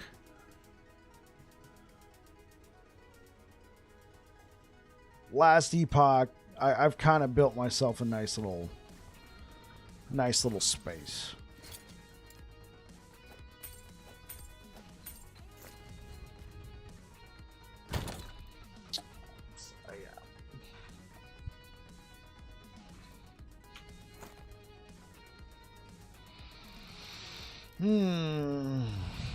Okay.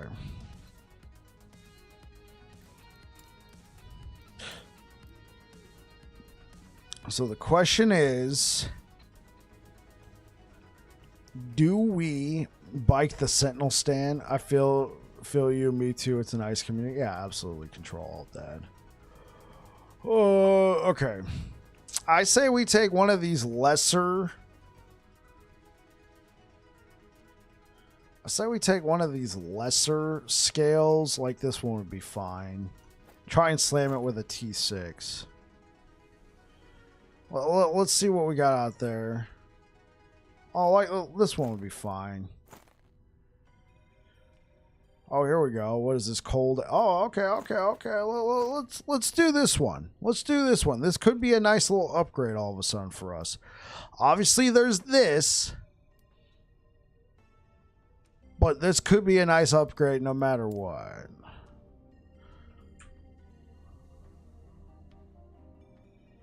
Sadly, I only have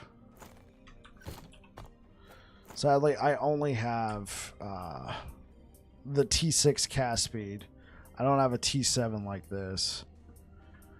Okay, let's try and move a few things around. Ward per second, that's fine. Chance to chill, that's fine. Critical strike multiplier, that is fine, but unfortunately we are almost out.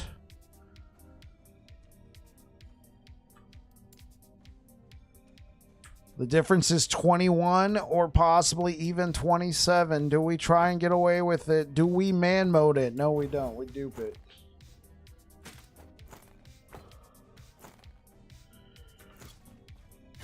LE's not as saturated, and the bigger ones like Aaron dabble in a lot of stuff. Helps making pure LE content from smaller creators more viable. For now, yeah. Also, if you like to upload to Last Epoch tools, the bot there, I don't know what the criteria for the bot is, but I know at some point when I was uploading builds, my builds just started appearing on there. Not like some of my earlier builds were not appearing on there, even though I was using the Last Epoch's link, but at some point they just started appearing on there, and that started helping, like, with people finding my content as well. Especially right now. Like, especially right now, there's not a lot of builds going up. At one point, with the build per week, I looked and there was like 2 solid weeks where it was just like the only build uploads were just babbling bike.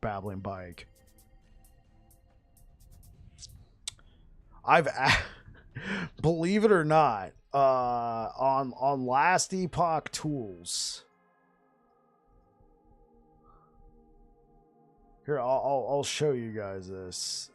Like, it was kind of insane. It was kind of insane for me, but I'm gonna actually show you guys this. On Last Epoch tools, they have authors, right? With the percentage showing how many builds they've contributed to the website. So, you know, you got some heavy hitters like Dread, Action RPG, Perry the Pig, Gringo, but look who has snuck into this list of names.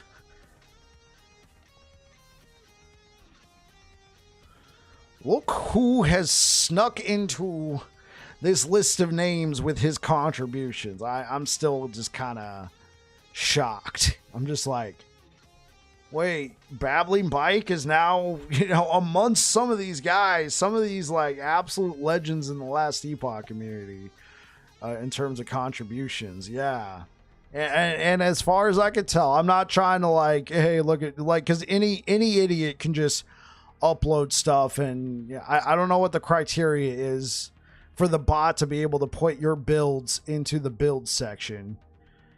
But if it's super easy to get onto here, it doesn't look like they let anybody just immediately have their build featured. I feel like this list would be way bigger. But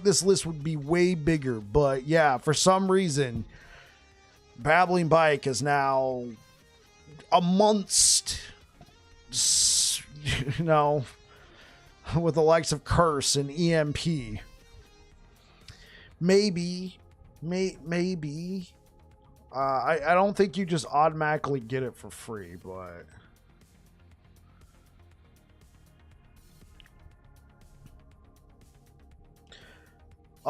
no, I've never done a text guide. I've only done video guides. And at first I was not including planners, but people started requesting them, so I was like, how do I put a planner together? and I was using Last Epoch tools, and when I figured out you can just import your character and you didn't have to do anything, it would just be like, I'm like, oh, I need to be doing this more often. I need to be doing this more often. Now, I just upload the video guide. I put in the description, I put the link to the planner, and then Last Epoch Tools is audit. I don't know when, because I was uploading builds before with Last Epoch Planners links attached to them. I was uploading that before, and then at some point they just started grabbing my stuff.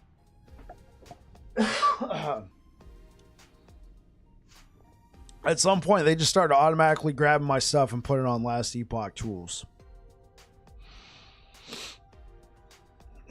I don't know what the criteria is for it.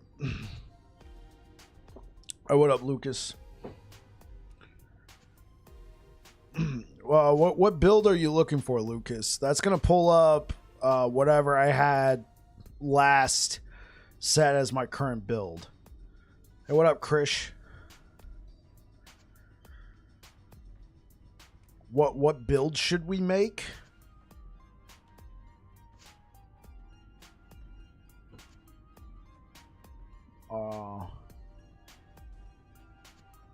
You're playing.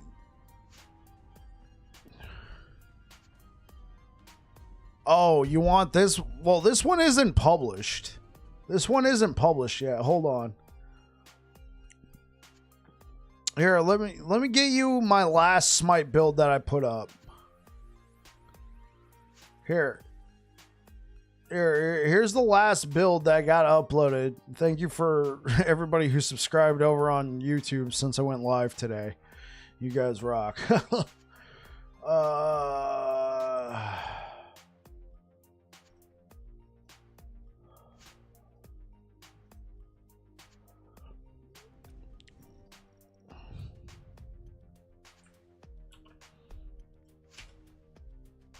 Oh, that's my last build. This one? When you directly use Healing Hands, you dash to the target location first. That's my last Healing Hands build. But if you want to understand, Lucas, you can turn, like, it can get the traversal tag. Raye's Chariot. So even though it's being procced on with Smite, just dipping 1 point here, like, this doesn't get procced if it's being, like, you have to directly use Healing Hands for this to proc. So it won't proc when it's being procced by Smite. So you can still set it up as your normal, you know, you're casting Smite, you're casting Healing Hands with Smite. But putting 1 point right here will allow you to have a spec traversal skill, so to speak. And since I'm not using a shield, my only other option would be lunge.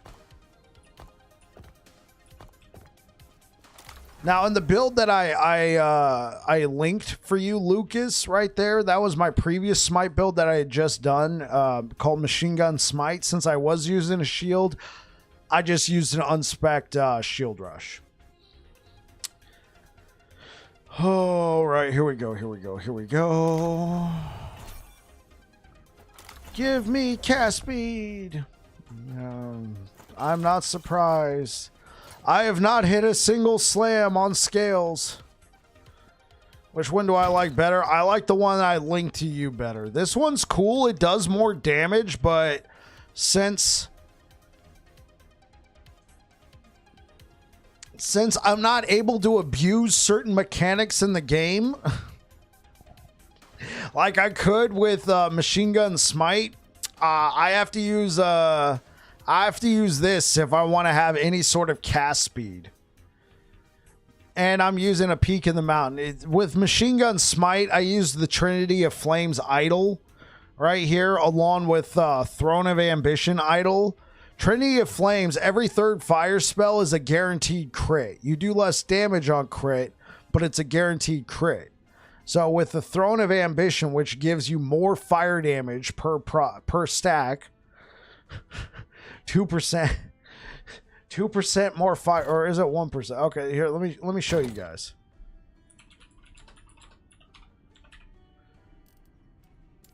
So we got the Throne of Ambition. You gain 2% more fire damage per stack of Ambition. Maximum of 20 stacks. That's 40% more fire damage per, like, at max stacks. And then you got the Trinity of Flames. Every third spell you cast is guaranteed to crit, but it has less critical strike multiplier. Well, here's the thing. When you can get your cast speed so freaking fast because you're using stuff like Immolator's Ablation and a whole bunch of cast speed, and you got, you know, reduced damage taken on block, you got DR out the butt, you're rocking double red rain if you want to. We pushed it to 1,143 corruption, and it still had room to go. I was just like, okay, guys, like, we went past 1,000 corruption. Okay, I'm just gonna stop right there. It was because I abused the crap out of this idol. So now that I'm playing a lightning version, I don't have something like a Trinity of Flames to get free crits. So I have to get my own crit source. And this is disappointing.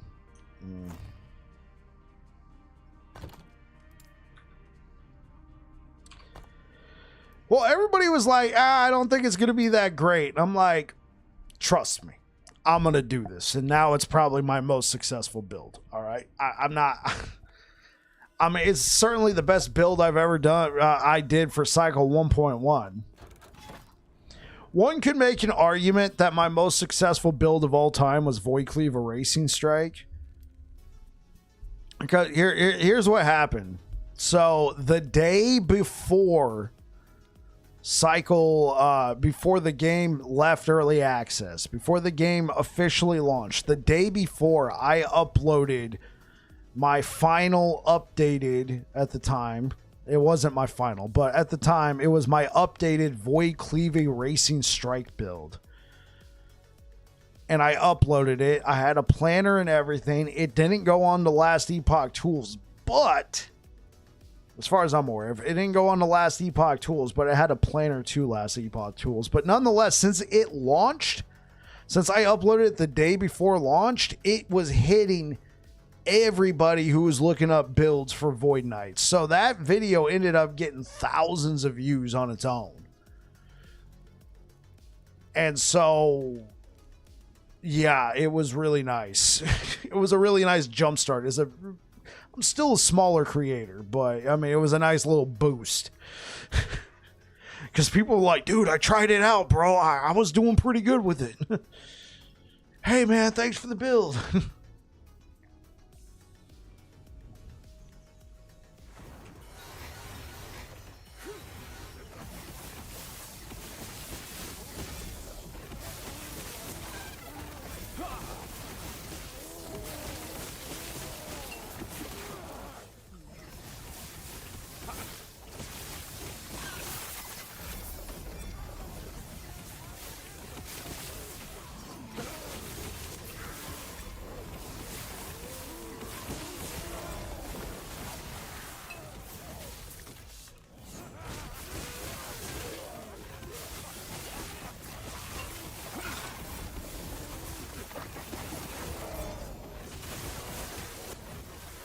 I'm really good with the traversal skill. I've gotten used to it. It's kind of like lunge, but it doesn't require a target.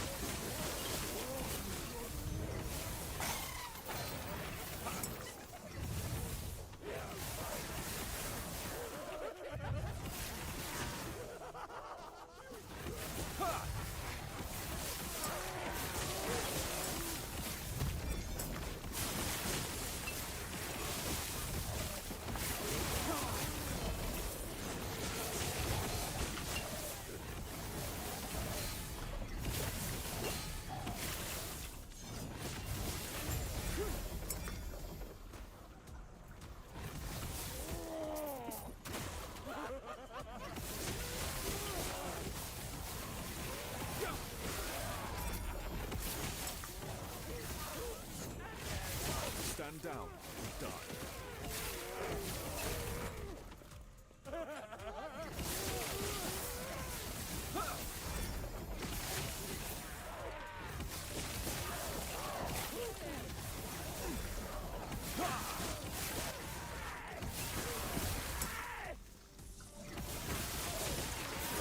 Stand down or die.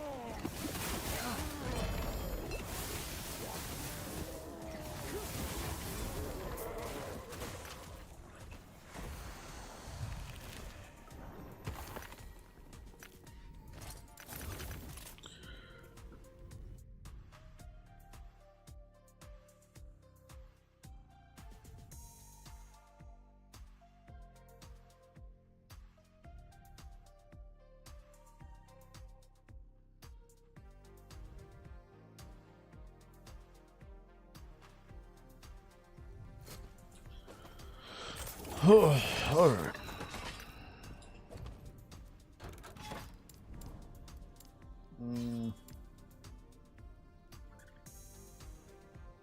Sure.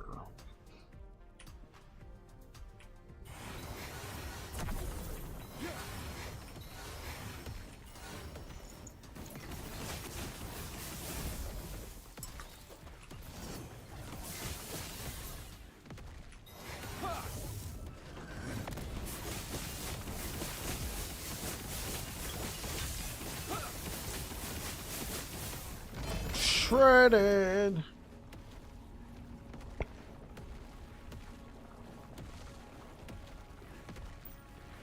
Cereal.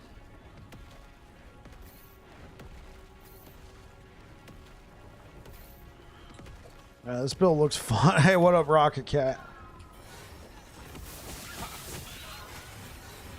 It's good. I will say I'm getting pretty close to maxing out the corruption. This is 800 corruption. It's kind of rough at times. It's very susceptible to stuns. I'm gonna have to try and. I mean, there's ways to try and work around it.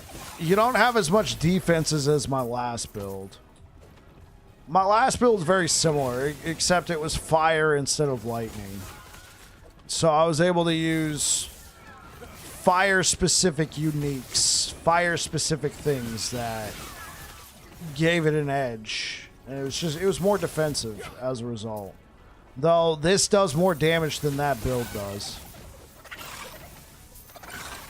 No, yeah, that's one of the changes I was thinking about. I'm going to have to be able to grab that, though, without sacrificing too much.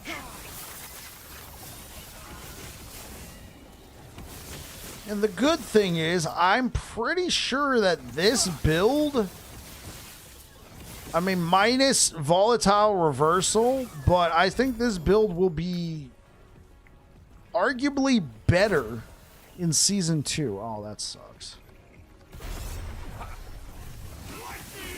I mean, we're not going to have volatile reversal for the 60% increased damage.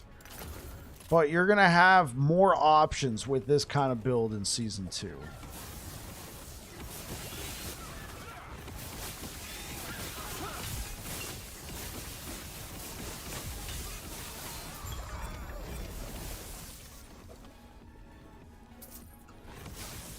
You've been using Javelin instead of Volatile Reversal? Yeah.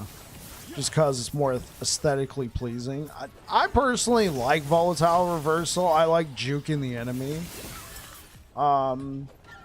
So for me personally, I would actually continue to use Volatile Reversal even with the changes. As long as it still as long as I can get it to behave without the damage. Like this though. They said they're going to turn it into a combo skill. I typically don't like combo skills.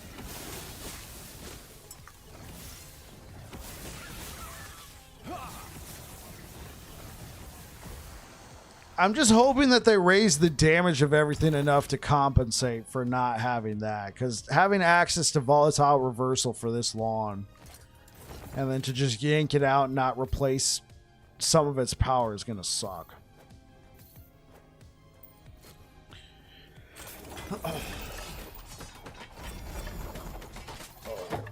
So let's go back to town. Oh, let's see. Are they selling any T7s in the shop?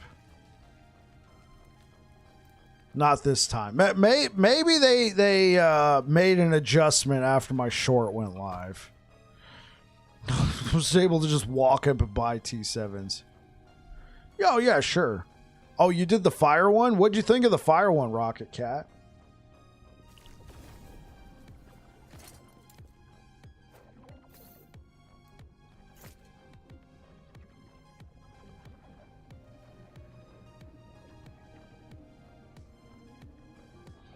Well, I gotta head to bed, so I have a good rest. Oh, catch you later, Afia.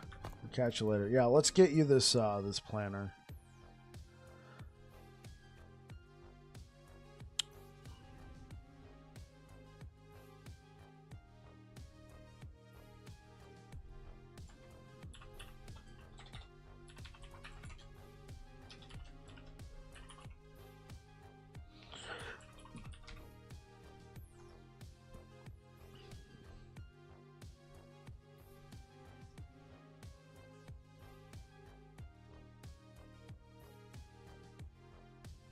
Thank you for the likes over on YouTube, guys.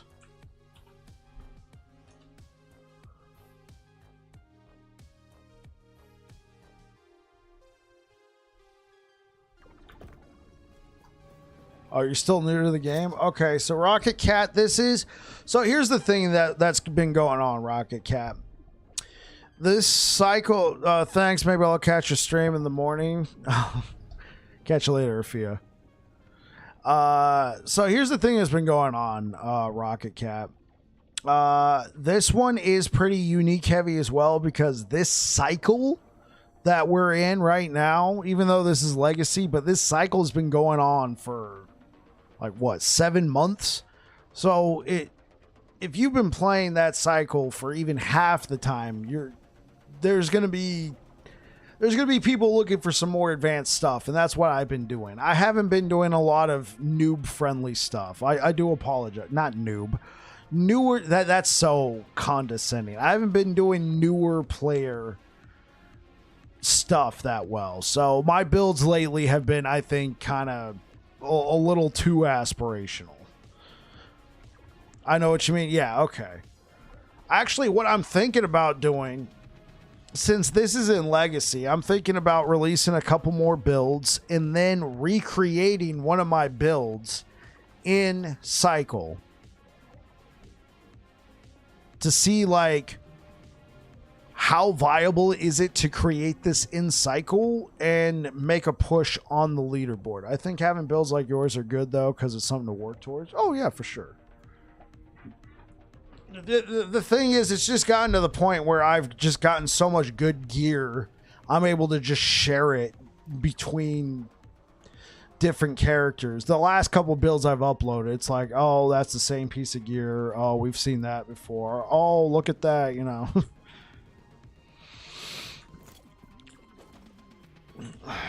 All right, let's check this.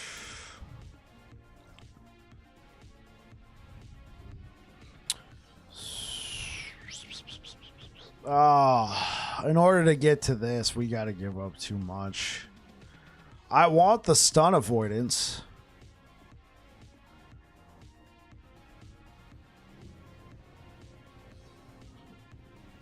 That's mostly why I made solo character found. You were trying to make something viable for season 2. Okay. You know, that could be a fun thing to do. Do a solo character found. It doesn't even have to be hardcore. Just a solo character found. Like, can I find... I have... the thing is, I want to try and... When we get closer, I don't necessarily have to do the build per week. But for right now, it's helping. I do want to recreate one of these builds in cycle though. Like right now I only have one. I have a Paladin in cycle who's level 98, and he has a Bleed Hammers build that I put together at the beginning of the cycle refresh, and that's all I have in cycle. And with that character I went Merchant's Guild because I'd never played Merchant's Guild before and I wanted to try it out. He does have about 5 million gold, so I can buy some good stuff off the merchants, off the bazaar. So I could try that out. I for the most part, I love Circle of Fortune. Me personally, I love Circle of Fortune. So, yeah. Hello, traveler. I wanted to try out Merchant's Guild, and that's just where the character's at. Yeah, so I did need all 6 points here. Do not dwell on regrets.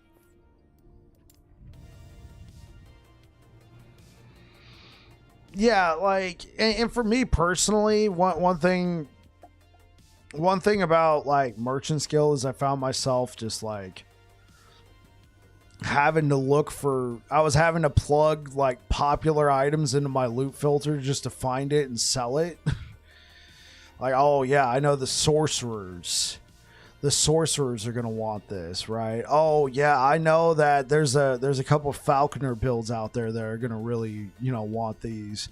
I would just go and farm the Reign of Dragons timeline to kill the Emperor of Corpses over and over again just to get any kind of Twisted Heart, because anything Twisted Heart would sell on the Merchant's Guild. So what I ended up doing was farming the Black Sun and the Reign of Dragons timeline over and over again, trying to get boss uniques to sell in Merchant's Guild. And I mean, that's fine. It's another way to play the game. Personally, I don't even like picking up prophecies. I just like running through and doing mono after mono and having fun that way. So, with all that being said, the faction that best suits me is Circle of Fortune because you get better drops. So even if you don't interact with anything in the faction itself, Circle of Fortune will just give you a better drop rate on stuff. Even if you don't spend an ounce of favor, you will get more benefit out of Circle of Fortune in that regard.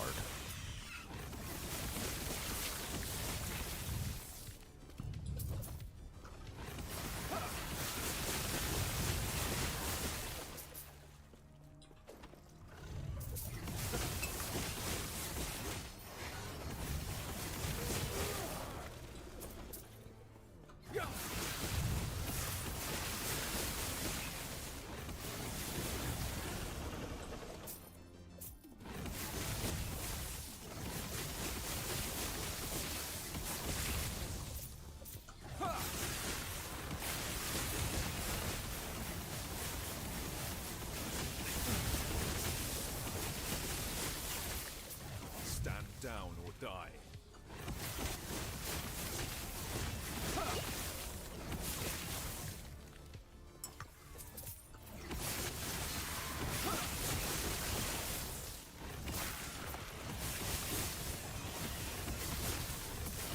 Oh, shield with spell damage? Yeah, so I'm not even...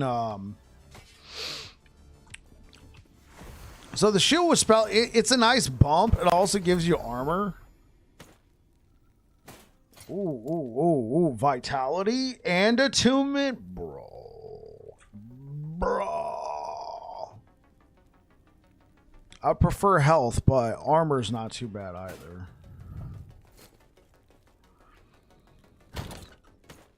Yeah, so sure, you can pick up a lot of extra flat damage from here if you're using shield. If you're not, obviously there's 0 point in taking this.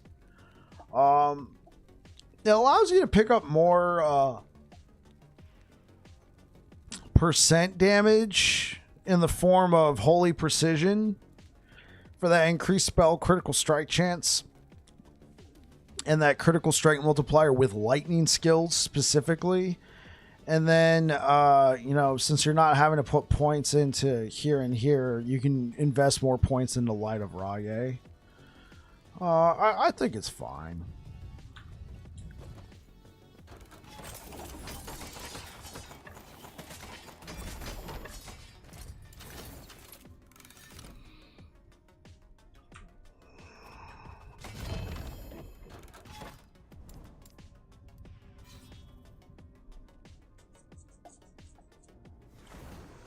We still get a nice amount of flat damage from the Polaris. And we still get a nice amount of flat from Devotion.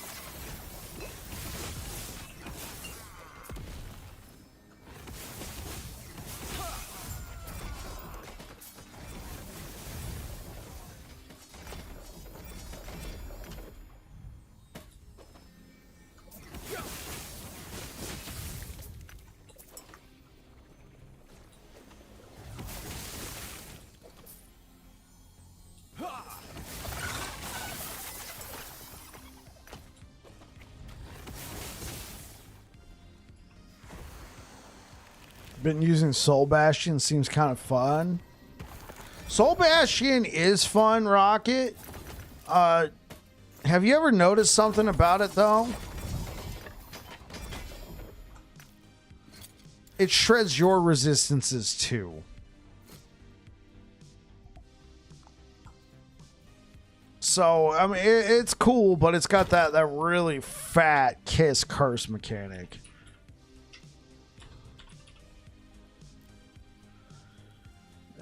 Cause like,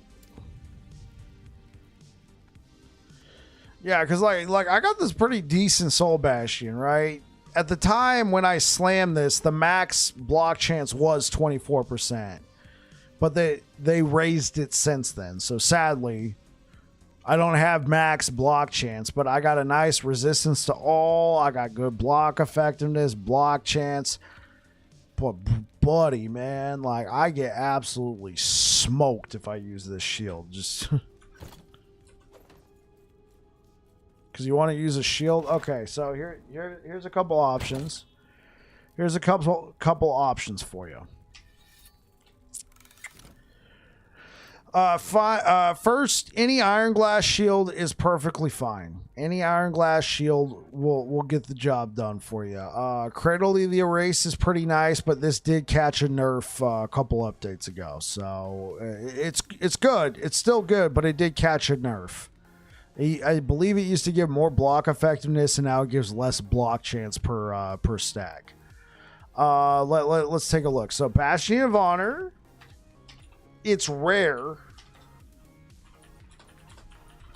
but if you have strength, Bastion of Honor could be very nice for you. Block chance against enemies within 4 meters, 1%. So if you have 60 strength, that's 60% block chance.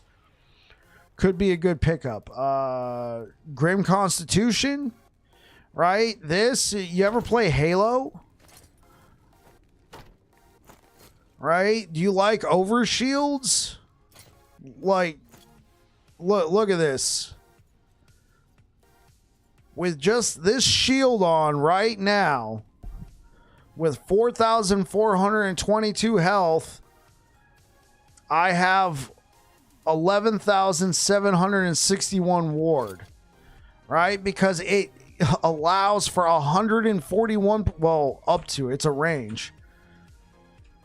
But 141% of your maximum health is gained as ward decay threshold. And you gain ward per second. Here's the grip, though. You can't gain ward in combat. When you get into combat, you'll just start losing, like, you won't be regenerating it. But at the same time, like, if you have enough health, this can be a nice little thing. And here, let me demonstrate it. This is not necessarily good for my build, but let me demonstrate.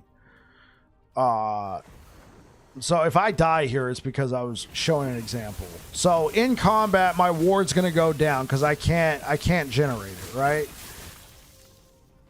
But once you're out of combat for a little bit, bam, it starts generating back up. So you have to, like, I believe it's 4 seconds. After you get away, after you stop attacking, bam, you gain ward, go to the next pack. Grim Constitution is a great shield to use, especially when you're leveling. Like, if you can get your hands on it. So it's good for another character. If you're going life base. See, look, like, I still have, like, 5,000 ward in this fight, but eventually I'm going to need to, like, get away for a second. So run away for a second, boom, Halo. Like I said, this is the Halo build. It's the Master Chief build. And then you get back in there and you do some fights, right? Right? And now you run away again. Run away. Look, dude. Halo. Master Chief. Okay, so that's the Grim Constitution for you. Let's... This is not the Master Chief build. So, what's the other one?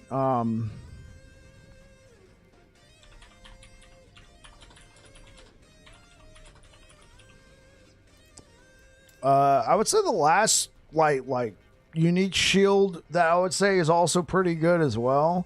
So I think Grim Constitution is great for lower corruption, but there just comes a point where even if you have 12,000 ward, it's not going to be a lot. Without the ability to replenish it, it's gonna suffer. It might be kind of fun though to like see like what's the highest hit you can block. Like, take this up against T4 Jura, take this up against what's his nuts, Aberoth, when he does the slam.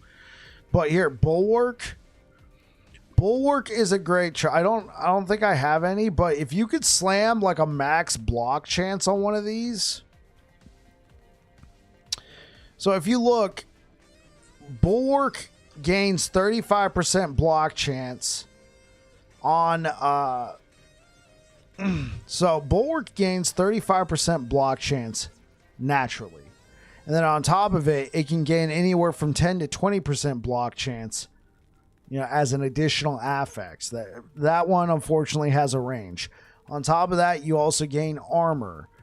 So if you slam this with a max T7 26% block chance, and you have a max 20% block chance, and you have, well, obviously it comes with a 35% block chance, and you have the proper things in the tree, in the Paladin, in the Sentinel trees altogether, Forge Guard, Paladin, all that, you could actually have over 100% block chance. Now, there's some things with this shield that there is some drawbacks with this shield. It's not necessarily a bad thing, but you lose health with this shield if you're on high health. So every 3 seconds, if you're on high health, you lose 25% of your current health. And then you gain the Apocalypse buff for 3 seconds. With the Apocalypse buff, what ends up happening is you gain 70% void damage and 70% melee critical strike multiplier during Apocalypse. Even if you're not using those two, having 100% block chance on a shield is very nice. But like I said, Halo. That's what Grim Constitution is, man. It's Halo.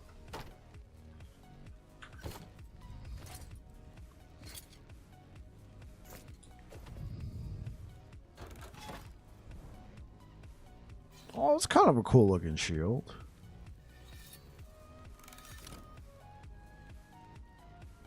dig it.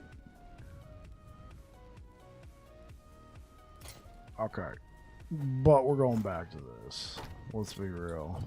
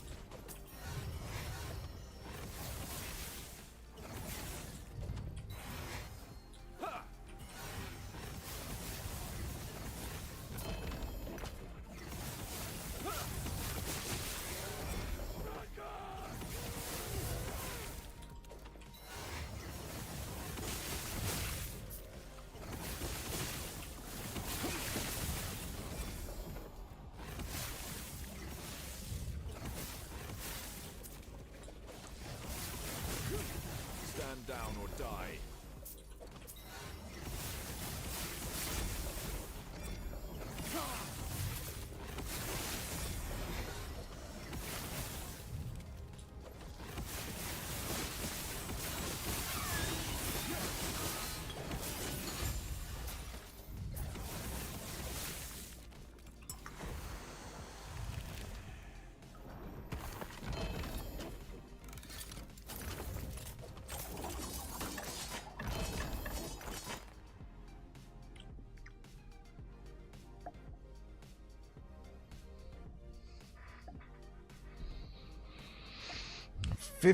Okay, so you gain 58 ward per second. Jeez. And your melee skills consume up to 1,530. Dude, I kind of want to cheese this real quick. Hold up. Sorry. Please forgive me for this. I kind of want to indulge this. Can you cheese this? Like, obviously, I'm not specting the melee at all. We'll throw on Rive. Rive's always nice, right? Let's put that on. Let's put Grim Constitution pack on, right? Let's see how much ward we can get out of it. Okay. I'm guessing Chrono's helping us out here. But yeah, okay, so we're at 12,150 ward. Can we do any remarkable damage with Chronostasis?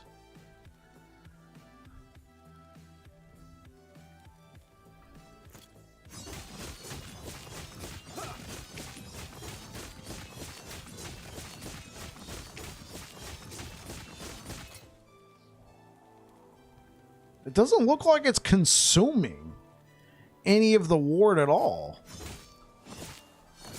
Like, yeah, my ward's going down, but I think it's just decaying naturally.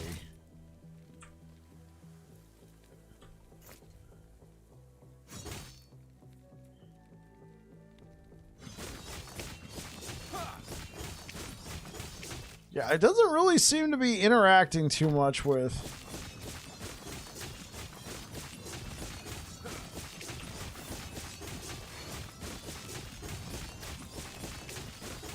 Okay, it looks like it was doing some extra damage.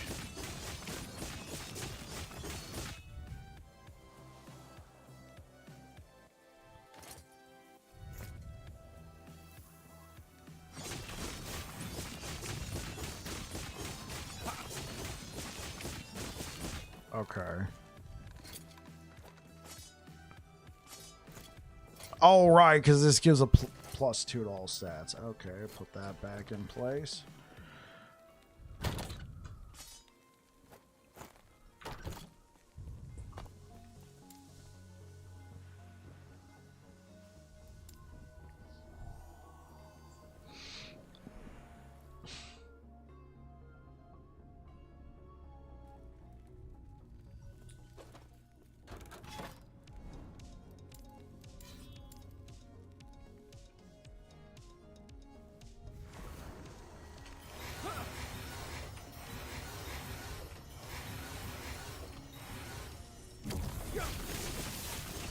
Oh, oops. Hey, look, we're still killing stuff.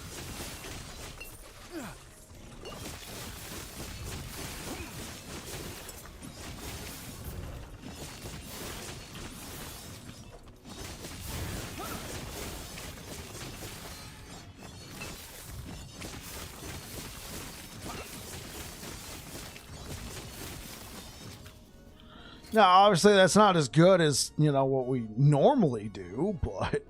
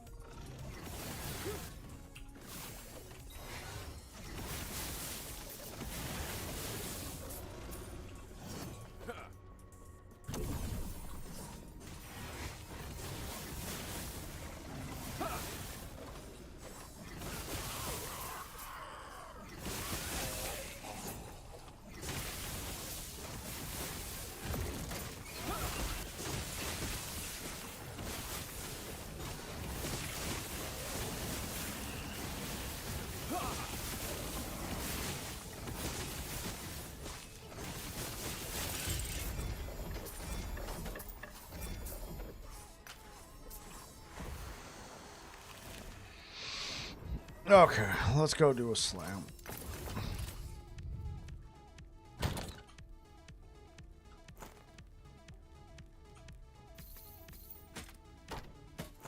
Oh, actually, I need that.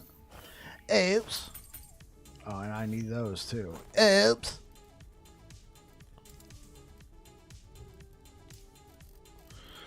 Okay, let's go all the way down here.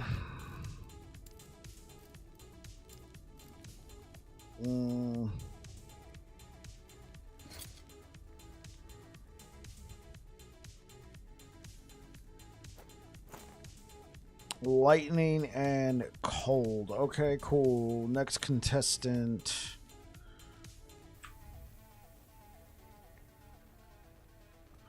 Here. Let's slam it. Oh yeah. Actually, let's look for scales of tarot.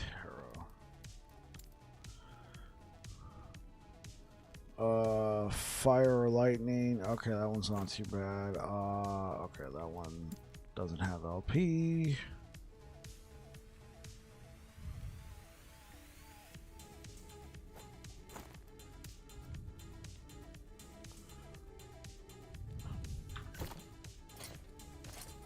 Oh yeah.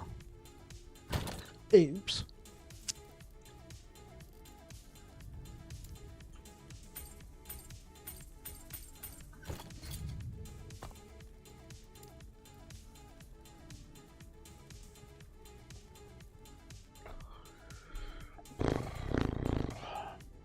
Yeah.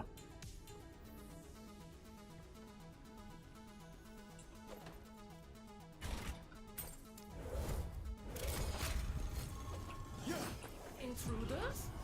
A waste of time.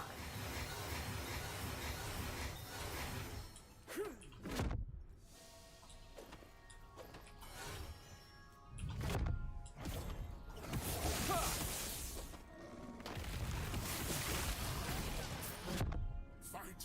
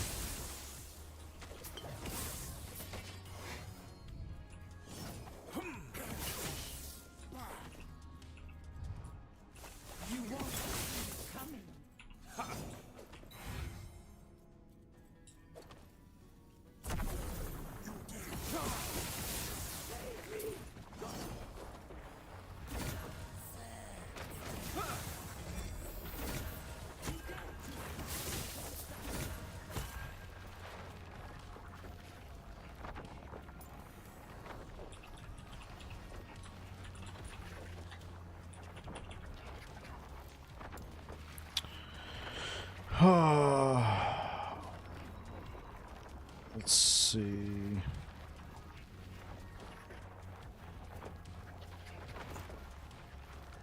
Give me LP. This is not over. Destroy them.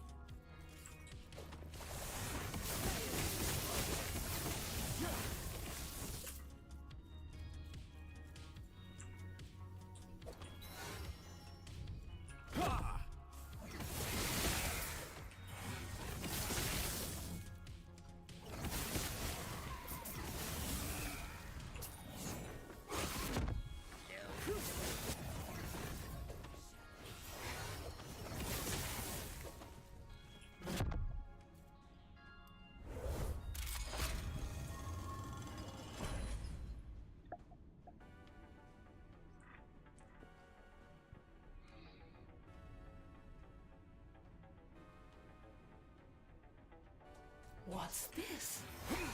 How are they manipulating time? Could it be? You're dead.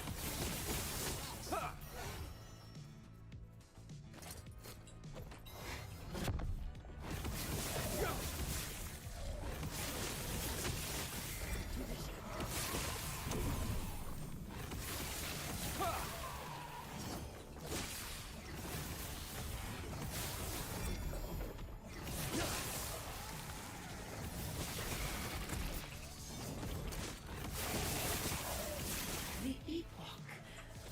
Finally, I will have its power. Stand down or die.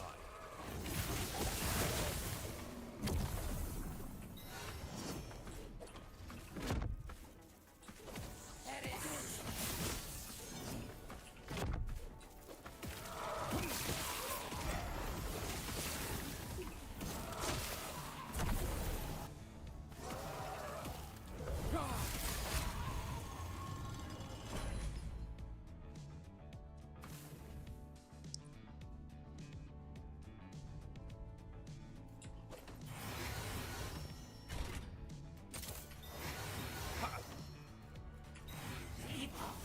I will have it.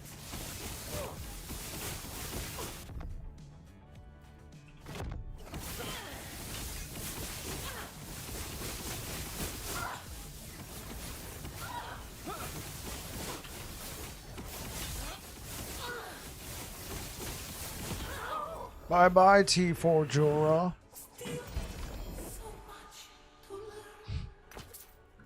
The build's good.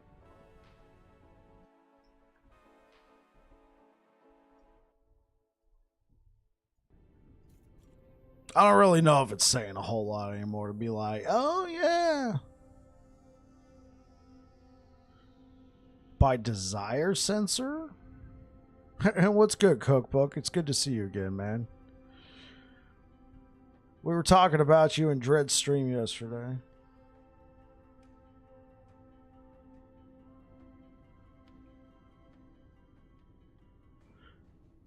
It knows what I want by desire. What is desire sensor?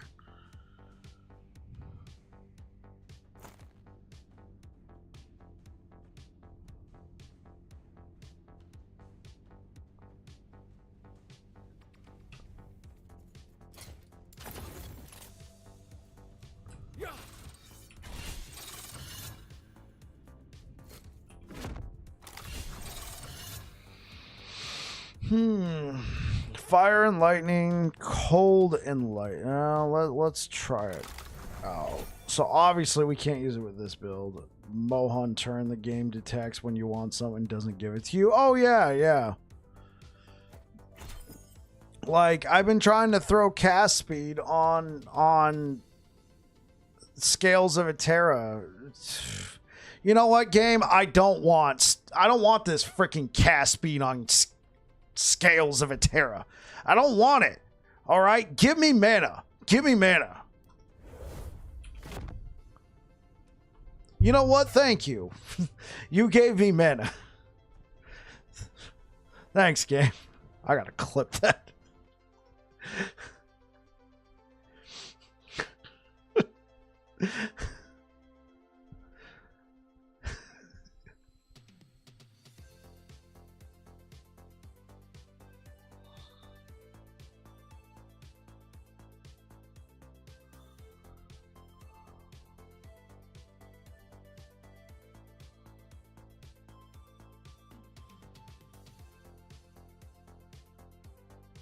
Actually, I'm just gonna take the full 60-second clip.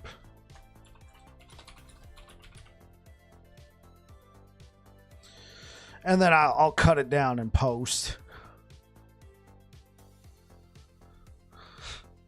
That's funny, bro.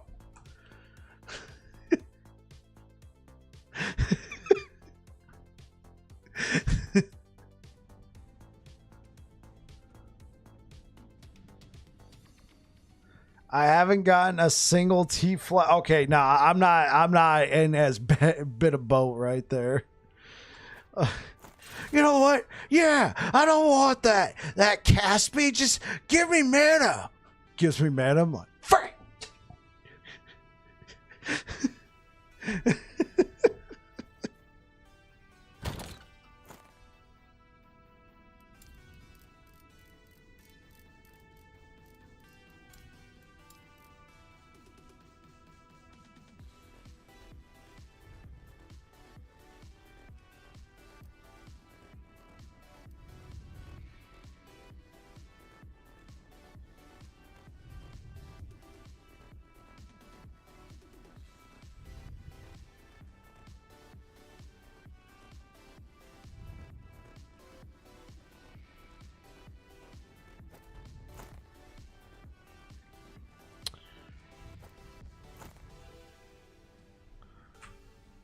Oh, this is also cast speed. Oh,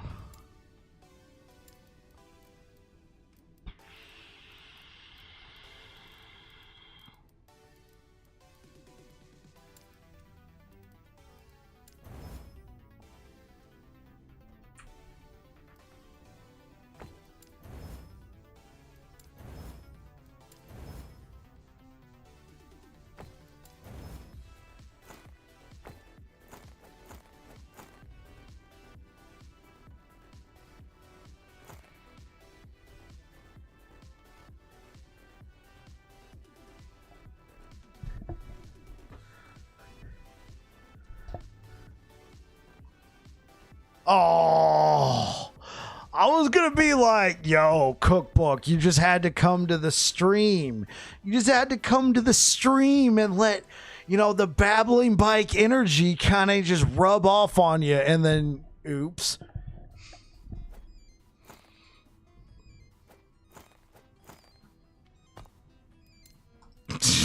An idle drop that was also set to blue. Haven't gotten a single T7 flat HP regen Oracle's Amulet in literally 40 days of farming. That is frustrating, man. 4 T7 Oracle Amulets in that one, and let me guess, none of them have T7 flat regen.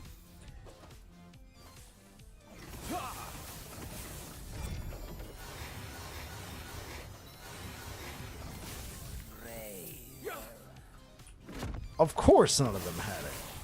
That would just make too much sense. Why now?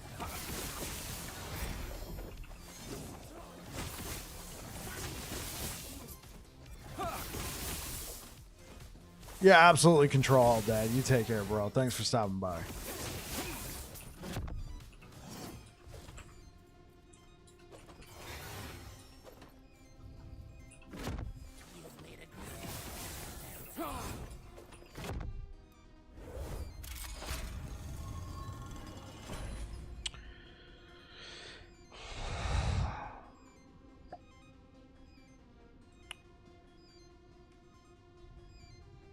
Such power.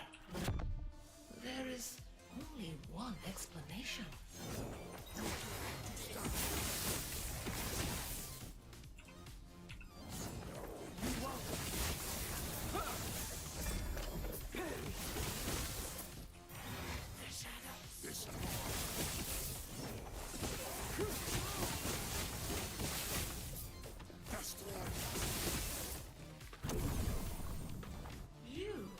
The Epoch, then?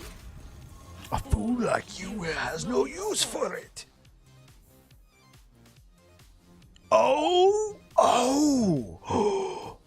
no, Cookbook, tell me, Cookbook, please tell me you had your loot filter set up correctly. Cookbook. Cookbook. Please tell me you had flat T7 flat HP regen in the loot filter, please.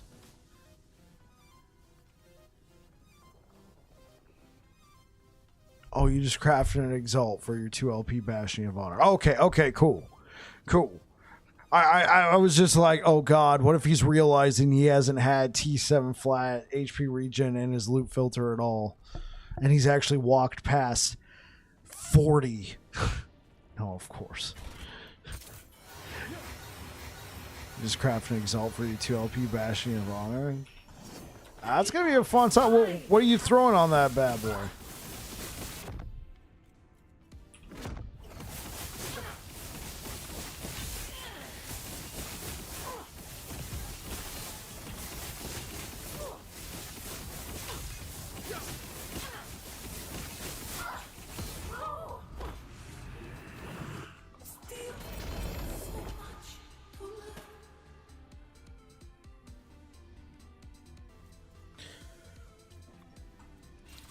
What are you throwing on that Bastion of Honor?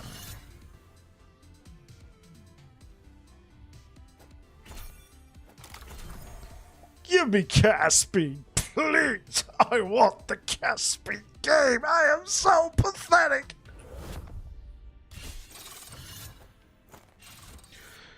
T7 block effectiveness in either all res or lightning res. Okay. Okay. Block effectiveness is good.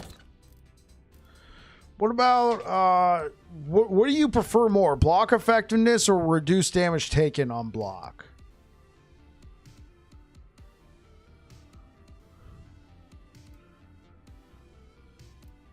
I mean, you're probably, like, you're playing a Beastmaster, I assume. In that case, you're probably better off with block effectiveness, right?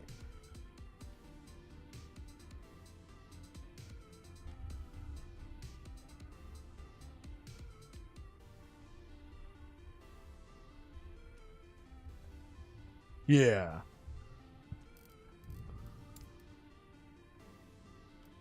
Okay, I got you. I got you.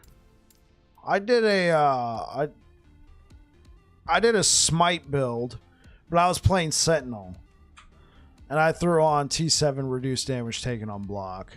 New season, April 2nd, Salfair. April 2nd. Yeah, but I was able to like. I'm not using shield with this one, so I throw on whatever, but I was able to get all this block effectiveness on my idols. Not exactly T7 thing, but I was like, well, I can get all this block effectiveness here in, you know, Sentinel passive tree. So I went for that. And bro, that build was nuts, dude. I pushed that build cookbook to 1,143 corruption, and I probably could have kept going. I was just like, time to move on. Yeah, that was a nutty build. And dude, Bastion of Honor, I mean, being a Sentinel and having like no sources of damage reduction, this was huge for me. This was huge for me.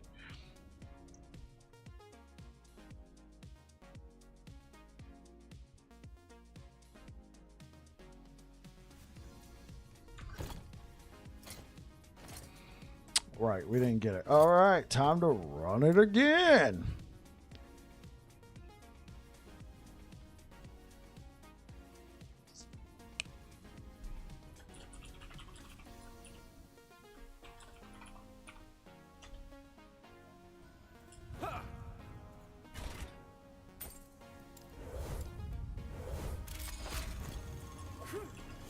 Intruders? A waste of time.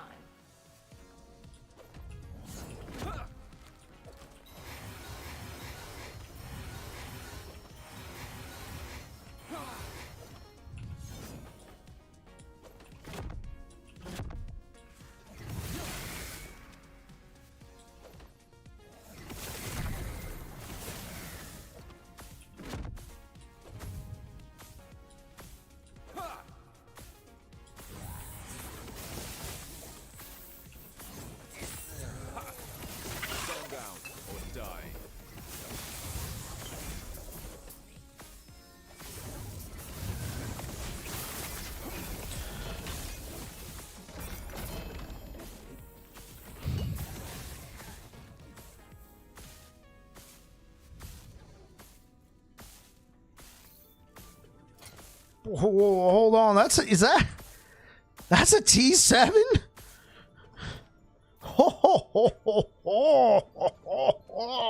Okay.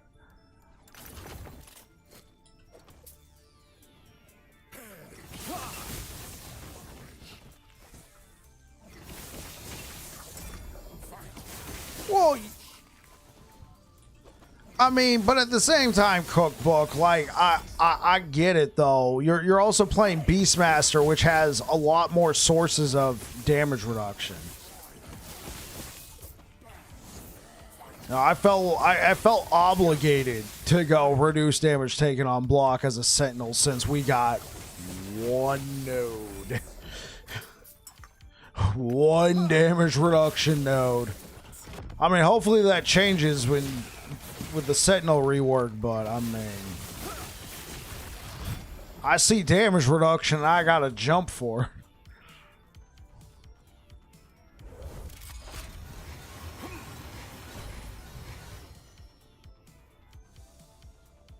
Oh, I got you. Oh, I got you. There's another reason why you're lamenting. What's this? Got it. They manipulating time. The So, for reasons specific to your build, it would actually be better to take reduce damage taken on block.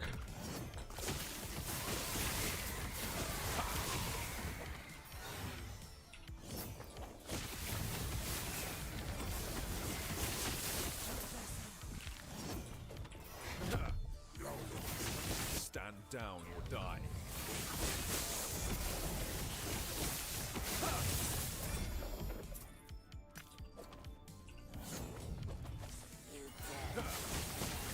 against us.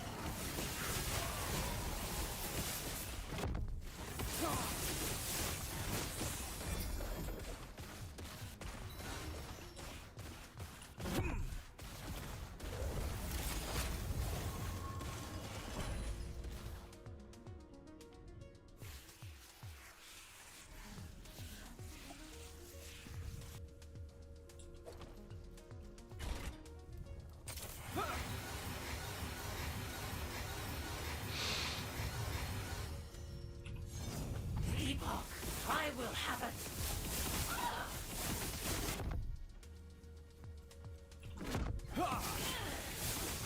Sapphire water.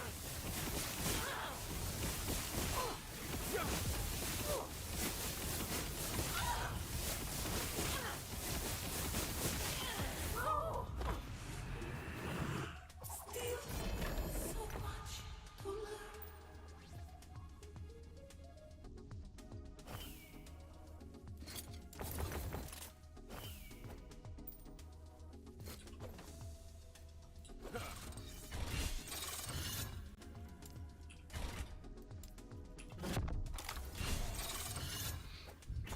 Please. Please. I want to channel. Please. I want to channel the energy of chat for this one. Give me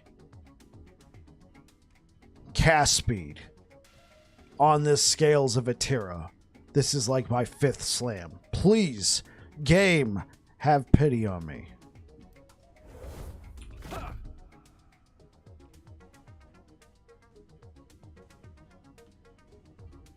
It's finally happened.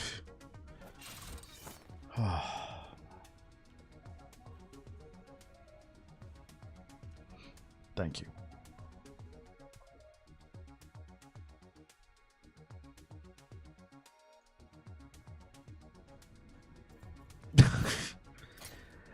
guys, like I've slammed this a number of times, but that does mean I can actually I mean, sadly it doesn't have 20% cast speed built in. Your slams have been pretty lucky this day. I had Cookbook's luck rub off on me.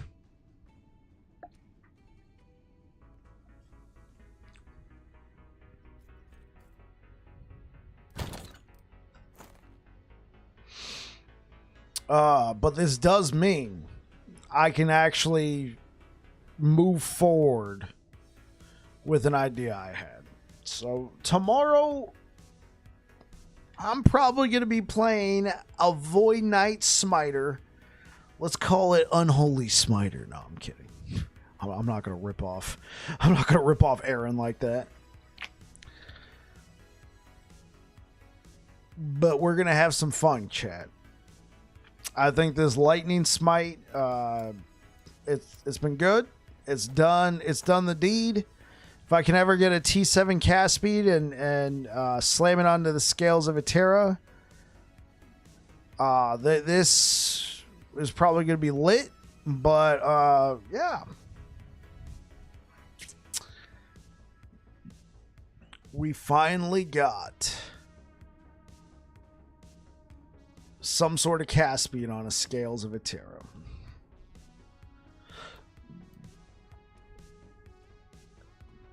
And it has max intelligence, and it has 6% spell critical strike chance. The only thing it's lacking is on the inherent cast speed. But that's okay. We slammed it with a max T6. Oh, man. It feels good. It feels good, chat.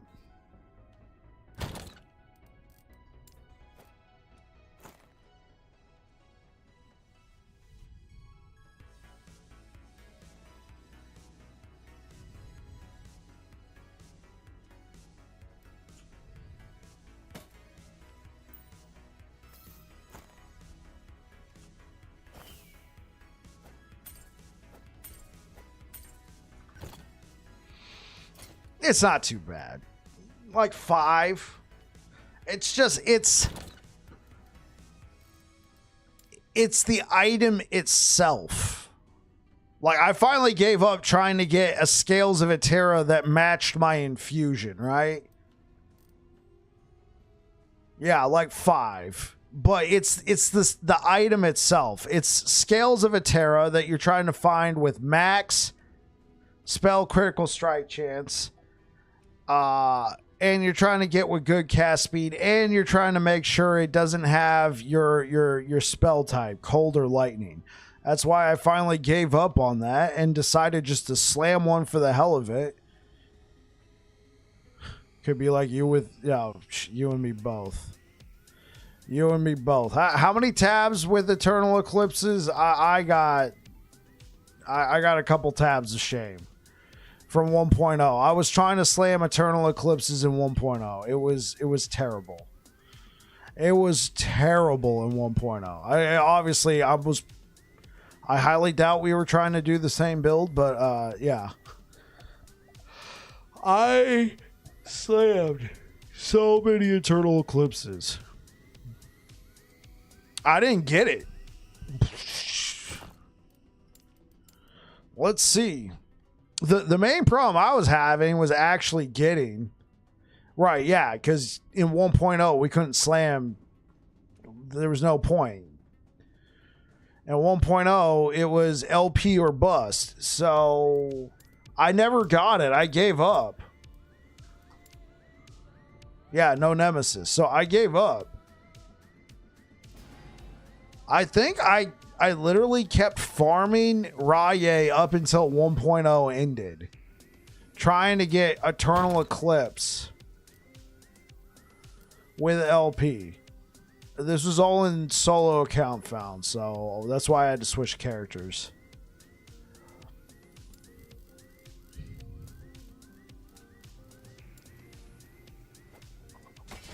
Oh, oops. 1, 2, 3, 4, 5, 6, 7, 8. Do I have any more?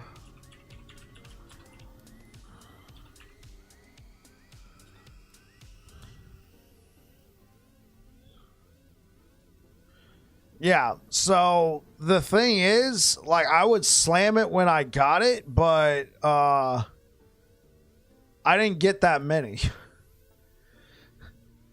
So yeah, it was 8 slams that I failed.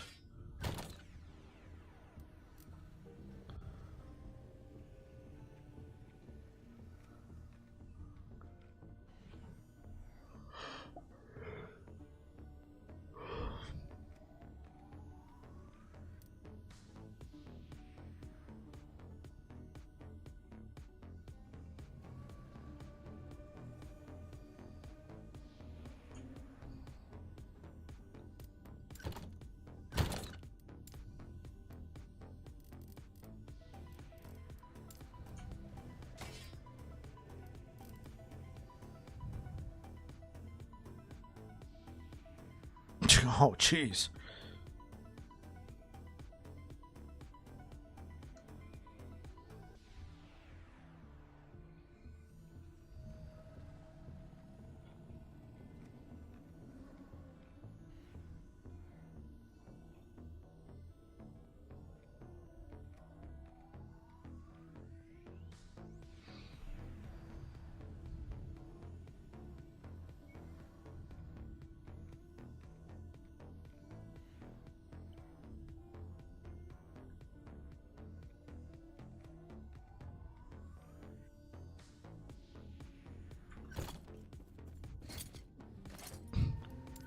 You have half a stash tower. I've only ever found one. I don't like Elder Gaspar, so I don't farm him. I don't like the fight.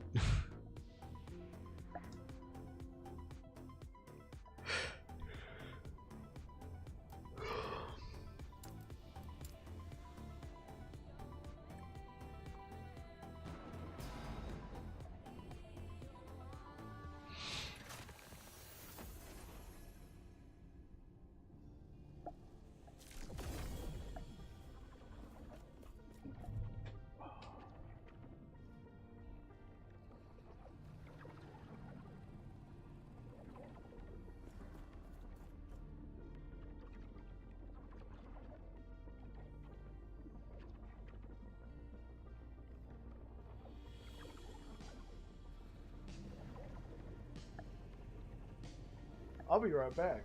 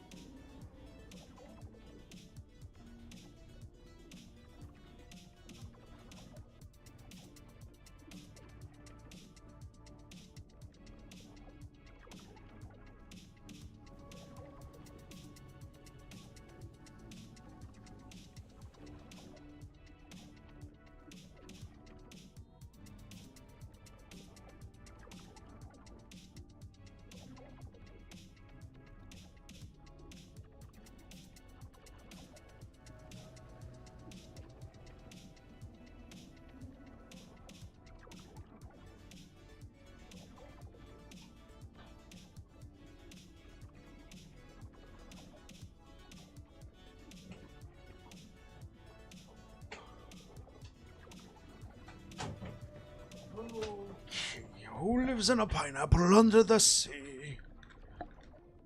Okay. What do we got? SpongeBob SquarePants. Oh, let's try out,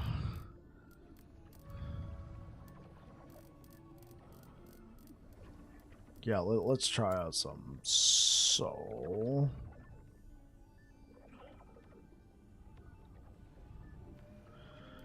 Okay.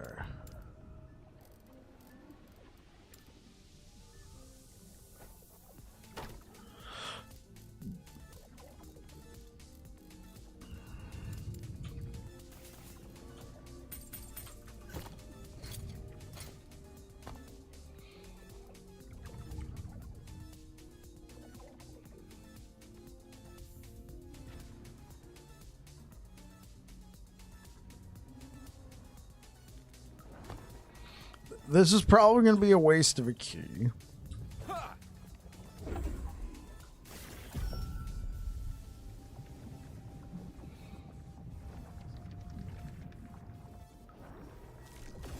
The altar.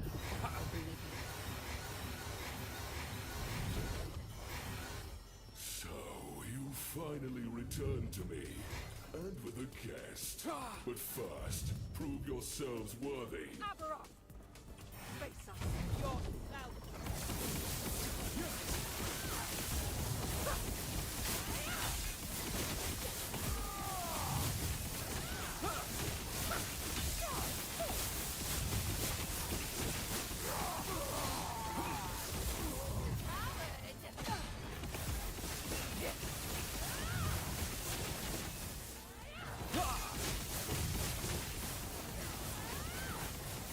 Enough of this. Harbingers, entertain my dear sister for a moment. Don't worry about me! Such wasted potential. Oropis would have welcomed you.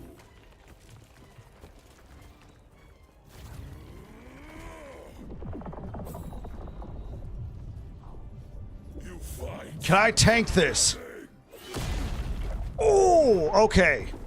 So I could have tanked the initial hit, but then I'm screwed. Okay.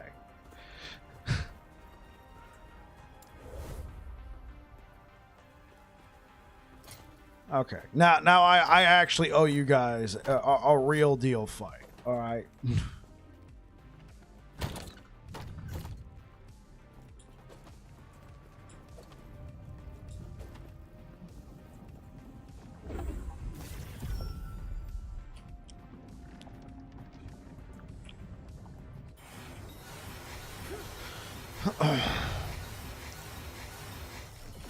It does continual damage after that, but it's probably damage over time after the initial hit. So you finally returned to me, and with a guest.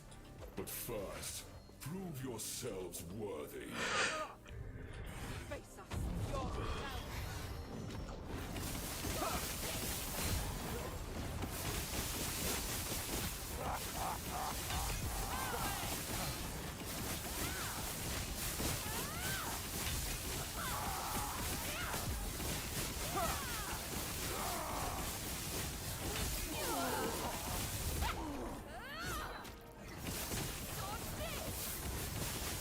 Enough of this. Harbingers, entertain my dear sister for a moment. Don't worry about me! Such wasted potential. Oropis would have welcomed you.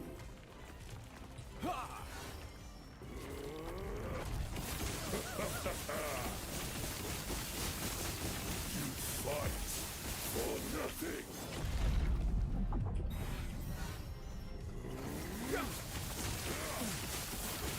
Weak and worthless.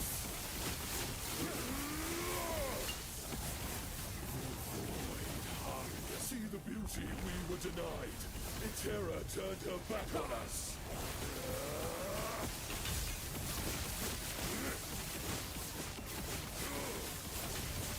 Weak and worthless.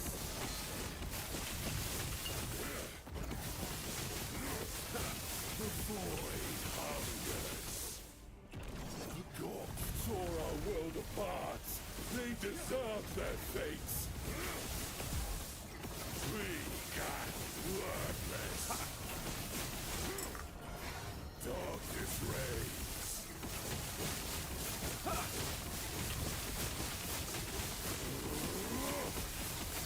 We treated the world no better.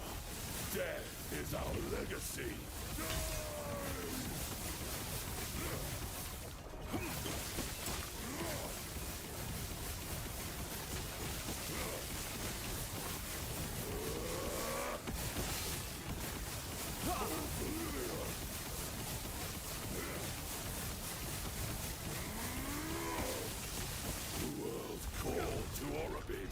This is his answer. The void comes. You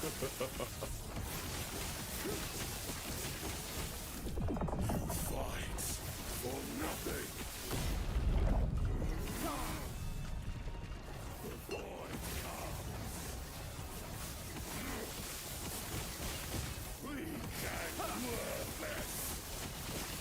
Goodbye, Aberoth. What? No! Arabis! Help me!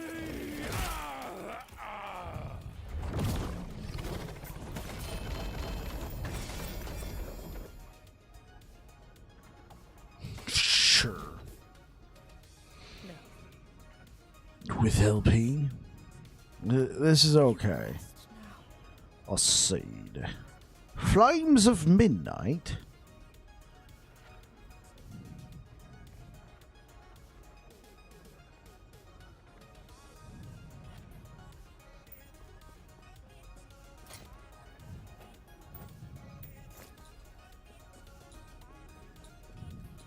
That is a little unsettling. Bad Titan Heart.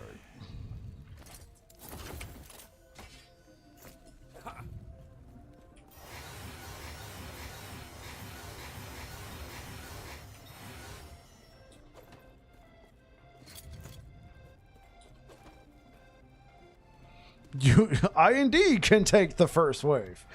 Well done, Cookbook. I was trying some next level cheese and it didn't work. And it didn't work.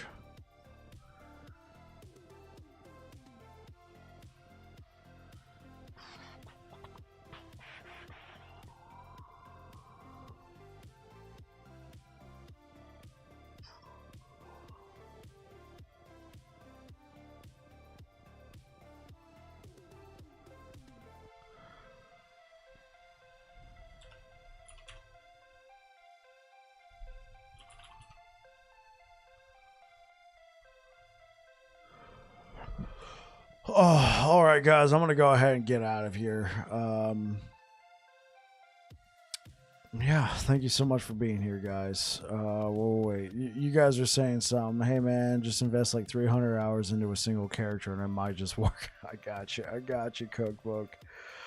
All right, guys. I'm gonna go ahead and get out of here for tonight. Oh, Reefer Sage, thank you so much. Thank you so much. Yeah, I'll be back again tomorrow. I think I'm gonna be playing a Smite Void Night, so that's gonna be a lot of fun. If you're over here on Twitch, I'm gonna send you over to Control Dad. He was actually chilling here in the stream earlier, and yeah, you guys have yourselves a good one. You guys take care. Look forward to seeing you guys again tomorrow. Peace out. All right, YouTube, thanks for rocking me today, guys. I appreciate the likes. Thank you. I'll be back again tomorrow, man. Let's get some Void Night going. You guys take care. Peace.